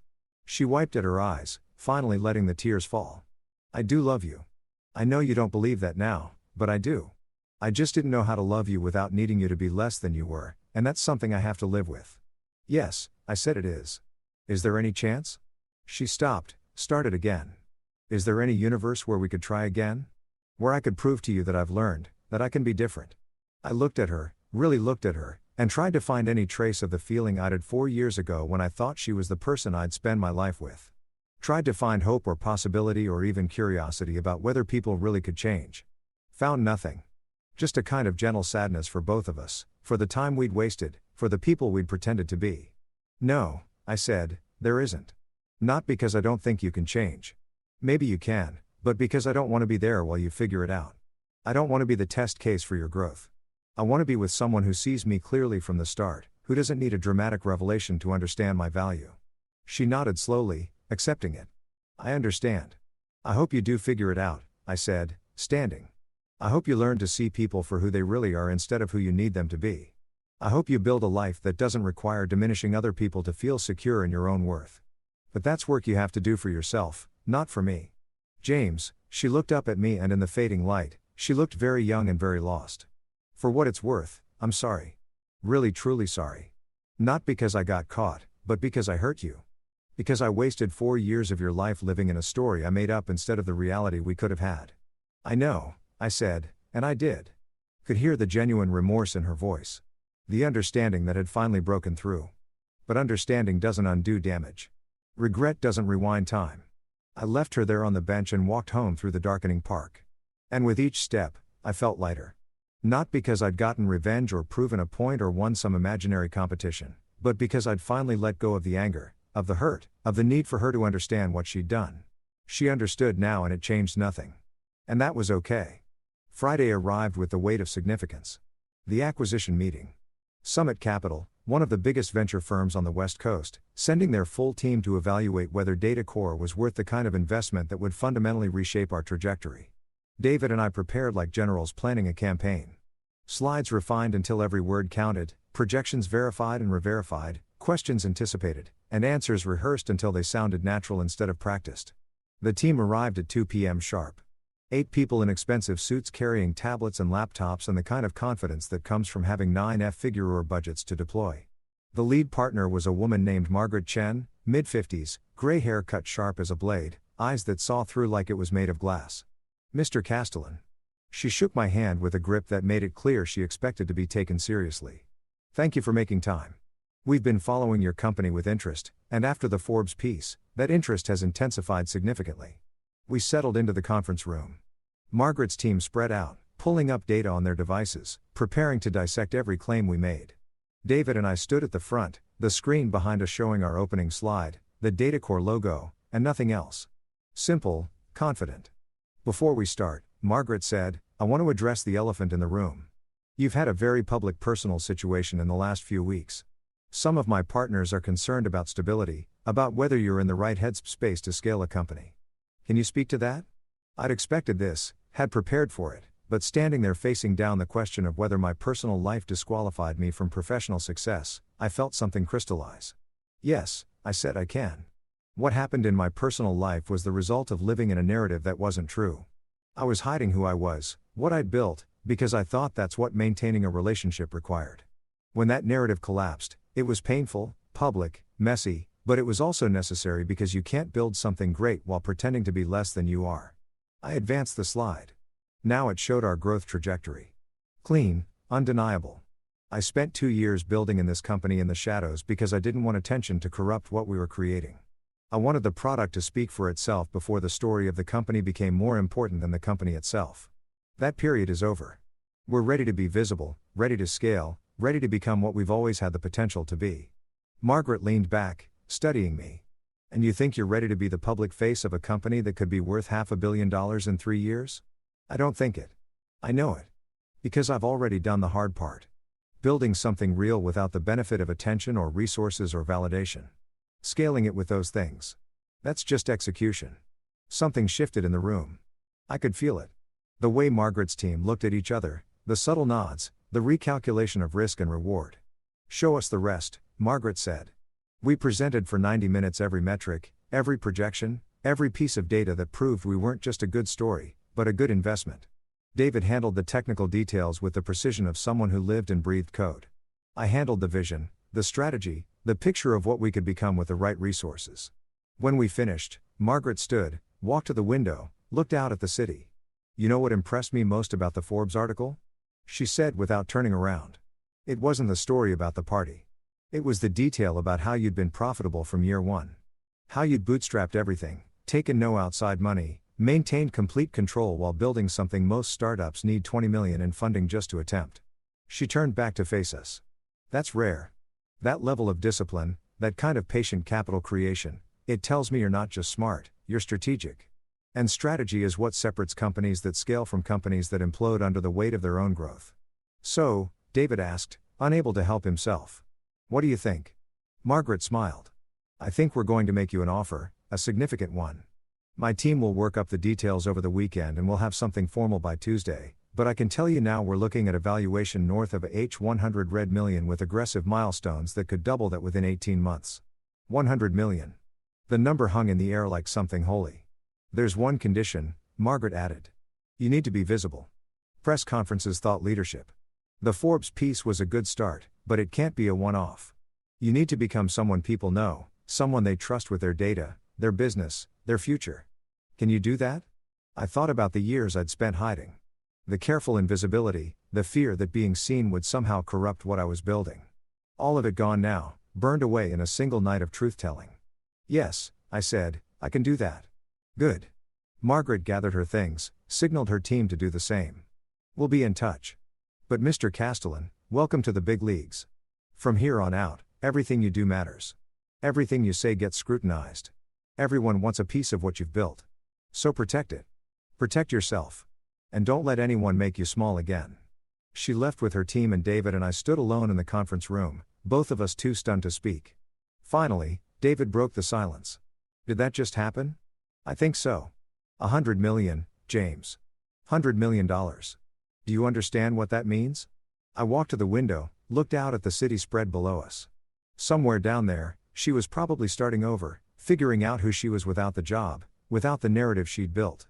Somewhere else, Amanda and the others were probably talking about me, about her, about what happens when truth detonates comfortable lies. And here I was, 43 floors up, building something that mattered, being seen, being valued, being exactly who I'd always been, but had been too afraid to show. Yeah, I said. I do. It means we won. 3 weeks after the Forbes article, I stood backstage at a tech conference in San Francisco waiting to give my first keynote speech to an audience of 2,000 people. If you've ever experienced that particular brand of terror, knowing that in 5 minutes you'll walk onto a stage under lights bright enough to blind you and try to sound coherent while your heart attempts to escape through your throat. You understand why I was questioning every decision that had led me to this moment. The acquisition deal with Summit Capital had closed on Tuesday. The final number, $127 million, with performance milestones that could push it past $200 million within 2 years. David and I had both cried when we signed the papers. Not because we were saved, but because we couldn't quite believe it was real. 2 years ago, we'd been coding in his garage. Now, we were worth more money than either of us could conceptualize. But the money came with expectations.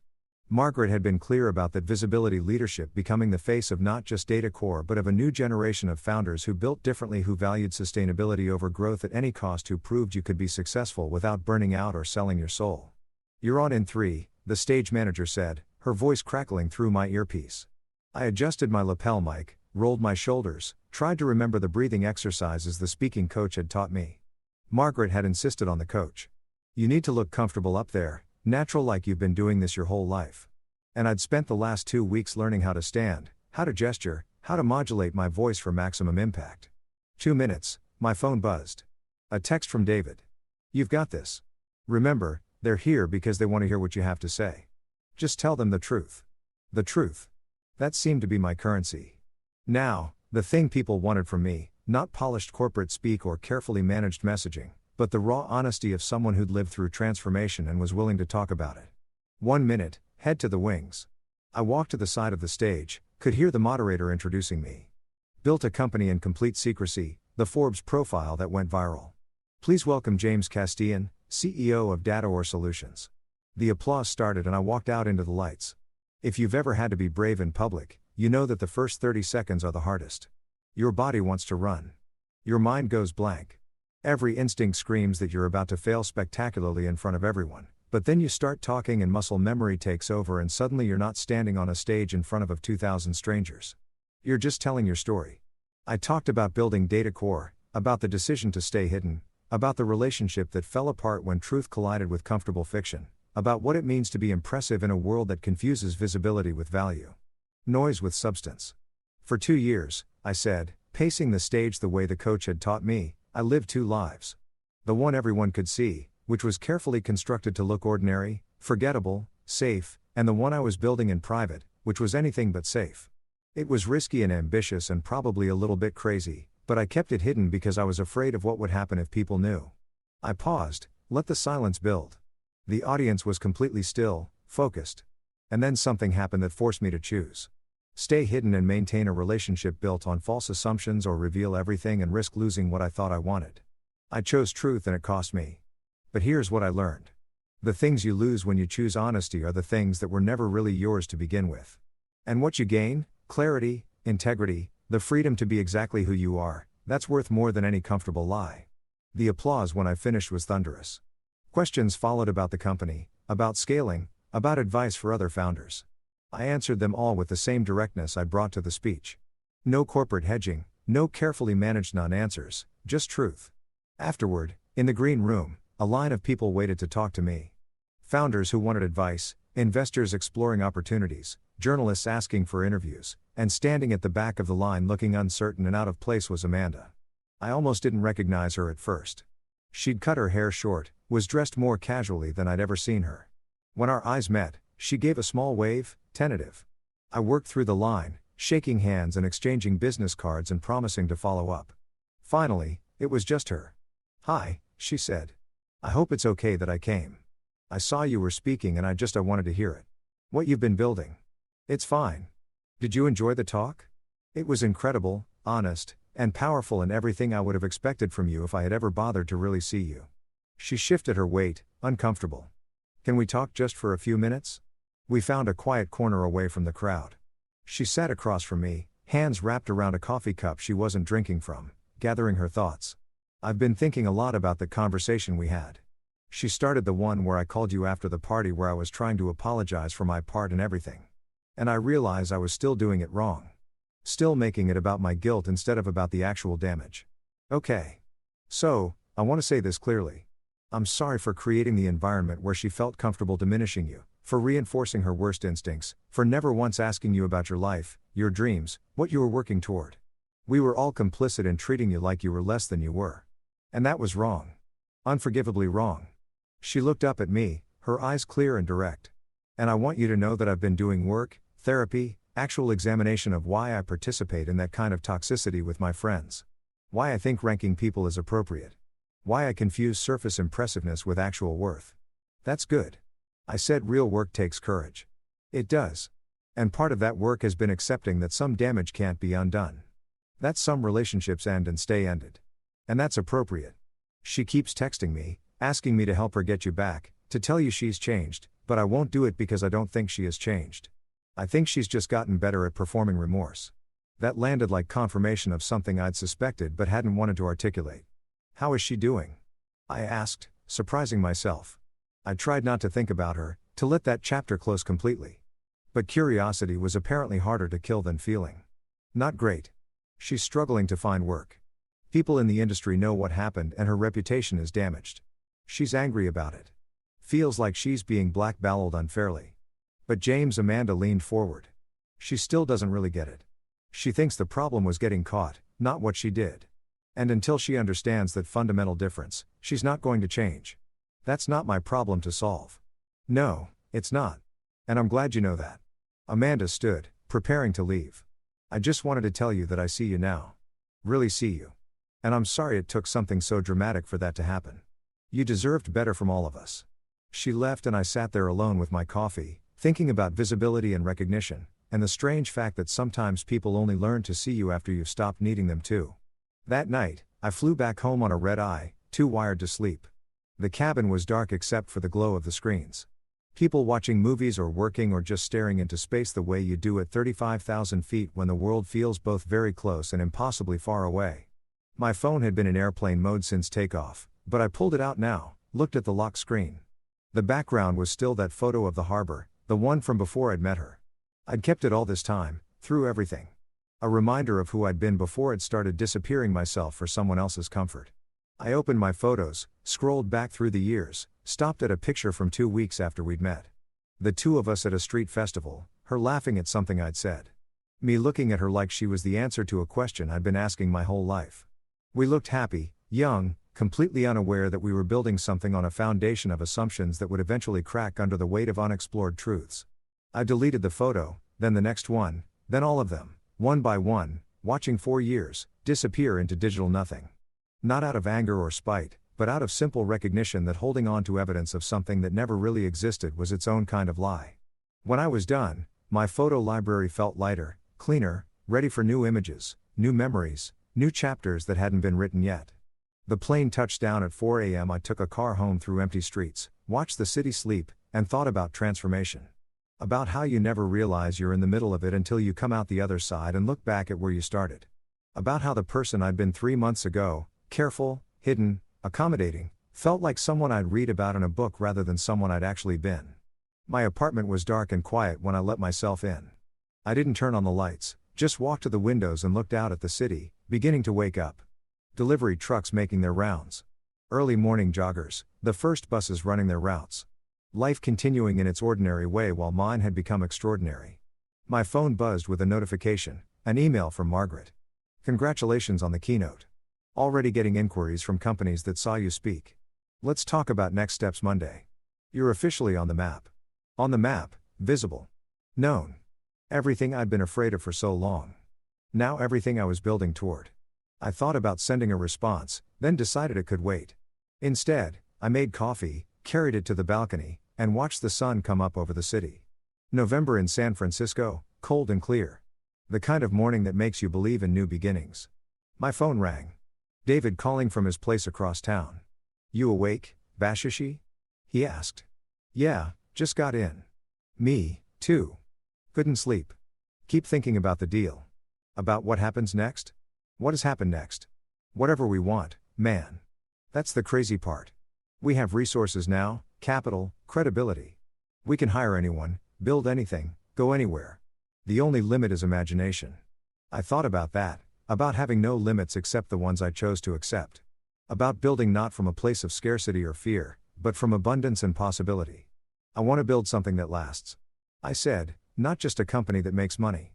Something that changes how people think about data, about technology, about what's possible when you do things with integrity. That's ambitious. Yeah, but we've earned ambitious, haven't we? We have, David agreed. We really have. We talked for another hour, planning and dreaming and mapping out a future that felt both impossibly large and entirely within reach. When we finally hung up, the sun was fully up. The city alive with morning energy. I went inside, showered, changed into fresh clothes, and looked at myself in the mirror. Same face I'd always had, same eyes, same basic structure. But something fundamental had shifted. The way I stood, the way I held my head, the way I looked back at my own reflection without apology or hesitation. This was who I'd always been. I just finally stopped hiding it. My phone buzzed one more time. A text from a number I didn't recognize. This is Claire Martinez from Forbes working on a follow-up piece about founders who've gone public after years in stealth mode. Interested in being part of it?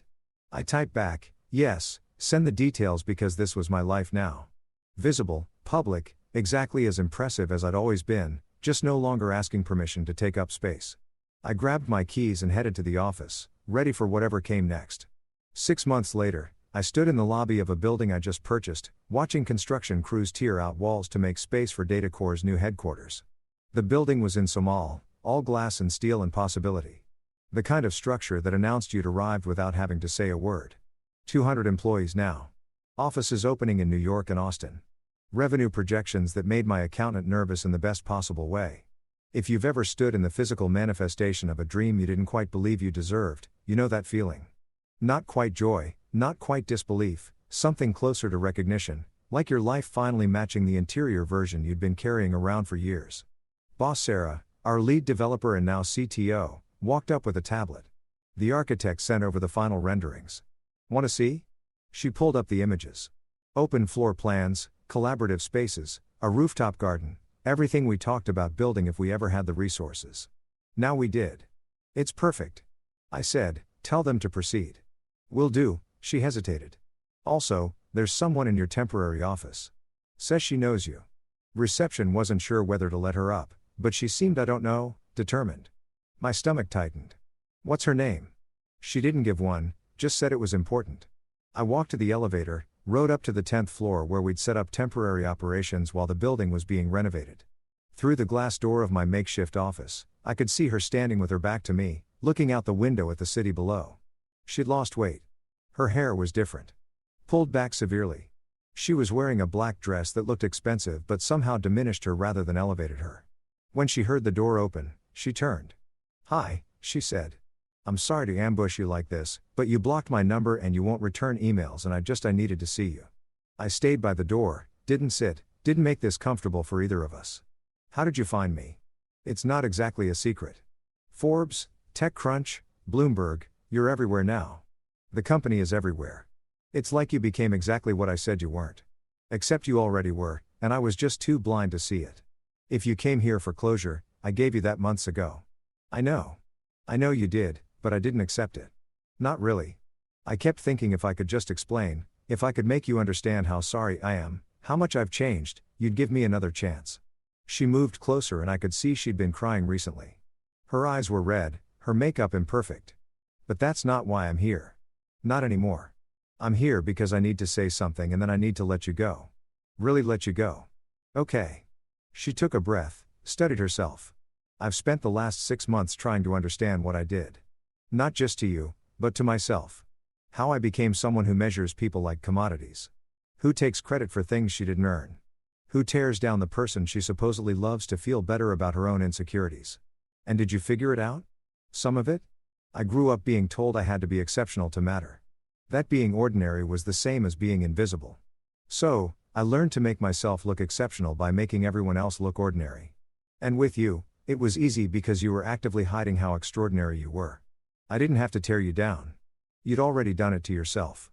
I just had to maintain the illusion." She wiped out her eyes.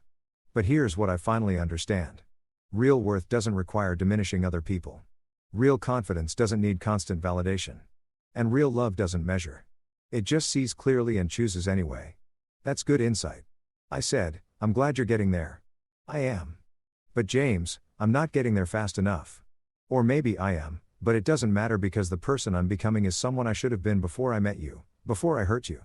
And that person you're with now." She stopped, caught herself. "Sorry. The person you're going to be with someday, they're going to get the version of you that knows its worth, that doesn't hide, that takes up space without apology. And they'll never have to do the work of helping you see yourself clearly because you already do." "What are you saying?" "I'm saying I lost my chance. I had 4 years to see you, to ask questions, to build something real, and I squandered it. Worse than squandered it. I actively destroyed it by choosing comfortable lies over uncomfortable truth. And now you're here building an empire and she gestured at herself. Emotion that encompassed loss and regret and hard-won understanding. I'm starting over trying to figure out who I am when I'm not taking credit for other people's work or ranking humans like their stock portfolios." I felt something shift. Not forgiveness exactly, but recognition that she was finally doing the work, finally seeing clearly, even if that clarity came too late for us. "I hope you figure it out," I said. "I really do. I will or I won't.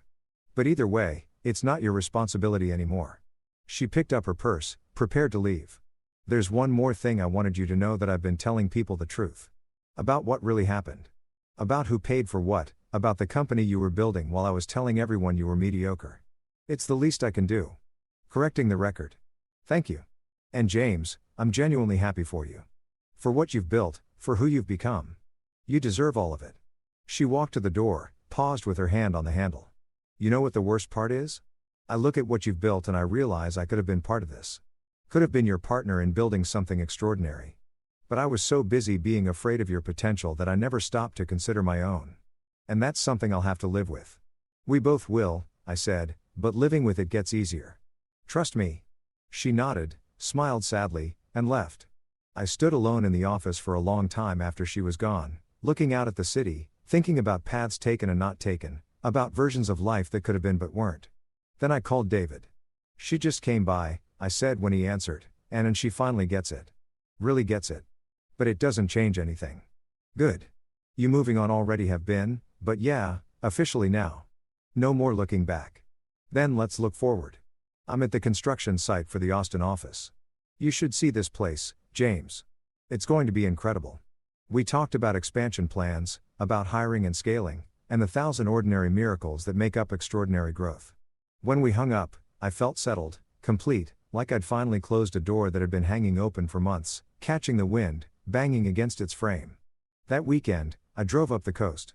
Needed space, air, distance from the city and the company, and the constant demands of being visible. I rented a house on a cliff overlooking the ocean.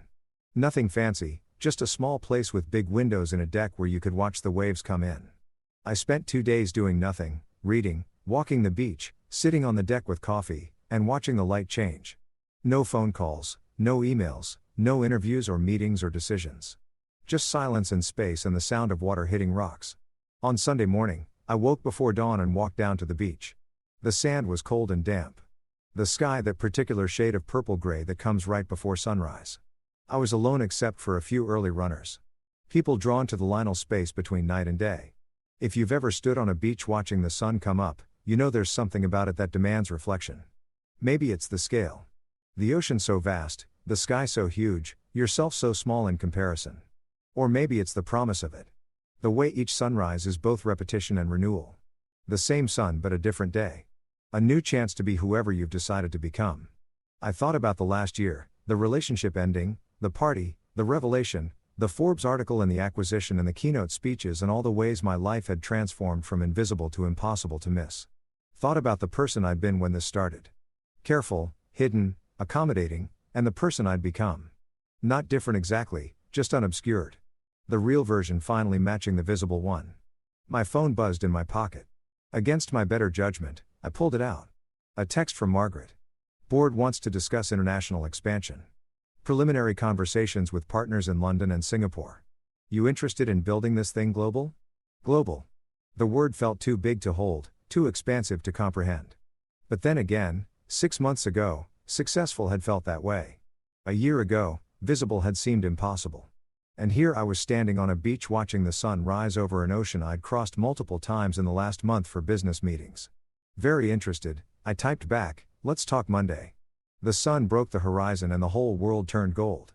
I put my phone away and just stood there watching the light spread across the water, feeling the warmth on my face, understanding in a way I hadn't quite grasped before that this was it.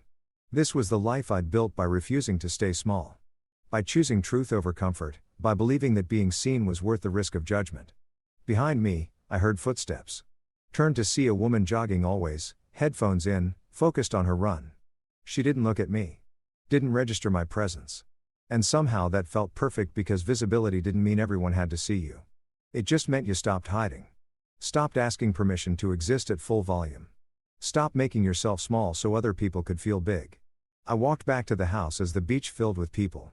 Families setting up for the day. Surfers wading into the waves. Couples walking hand in hand through the morning light.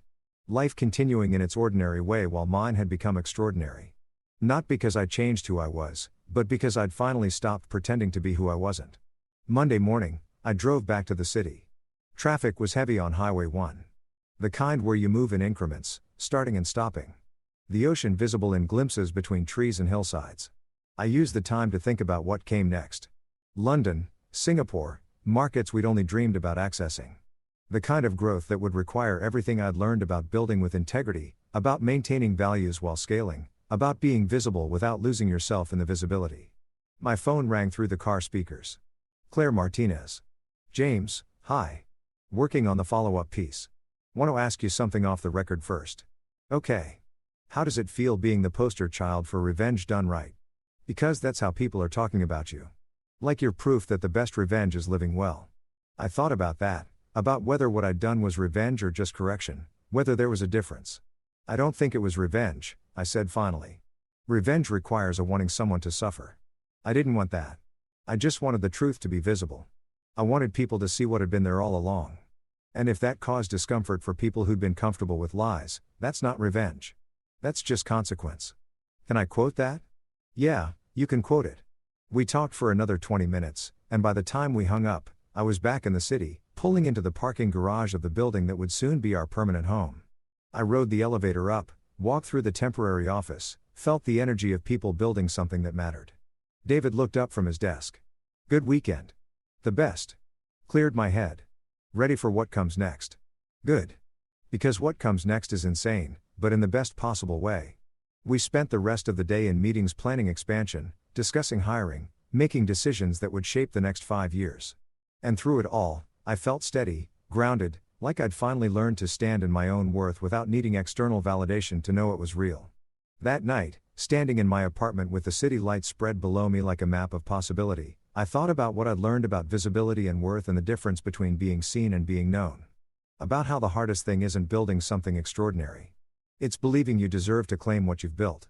If you've ever had to choose between being loved and being yourself, you know there's only one real choice. And if you're brave enough to make it, if you're willing to stand in the full light of truth, even when it costs you comfort, you might lose things you thought you needed. But what you gain, clarity, integrity, the freedom to be exactly who you are, that's worth more than any comfortable lie. I walked to the window, pressed my hand against the gases, felt the city humming with life on the other side, and I knew with the kind of certainty that can only come from having survived your own truth-telling that I was exactly where I was supposed to be, visible, valued, free. If you've ever felt invisible in your own life, if you've ever made yourself small for someone else's comfort, remember this.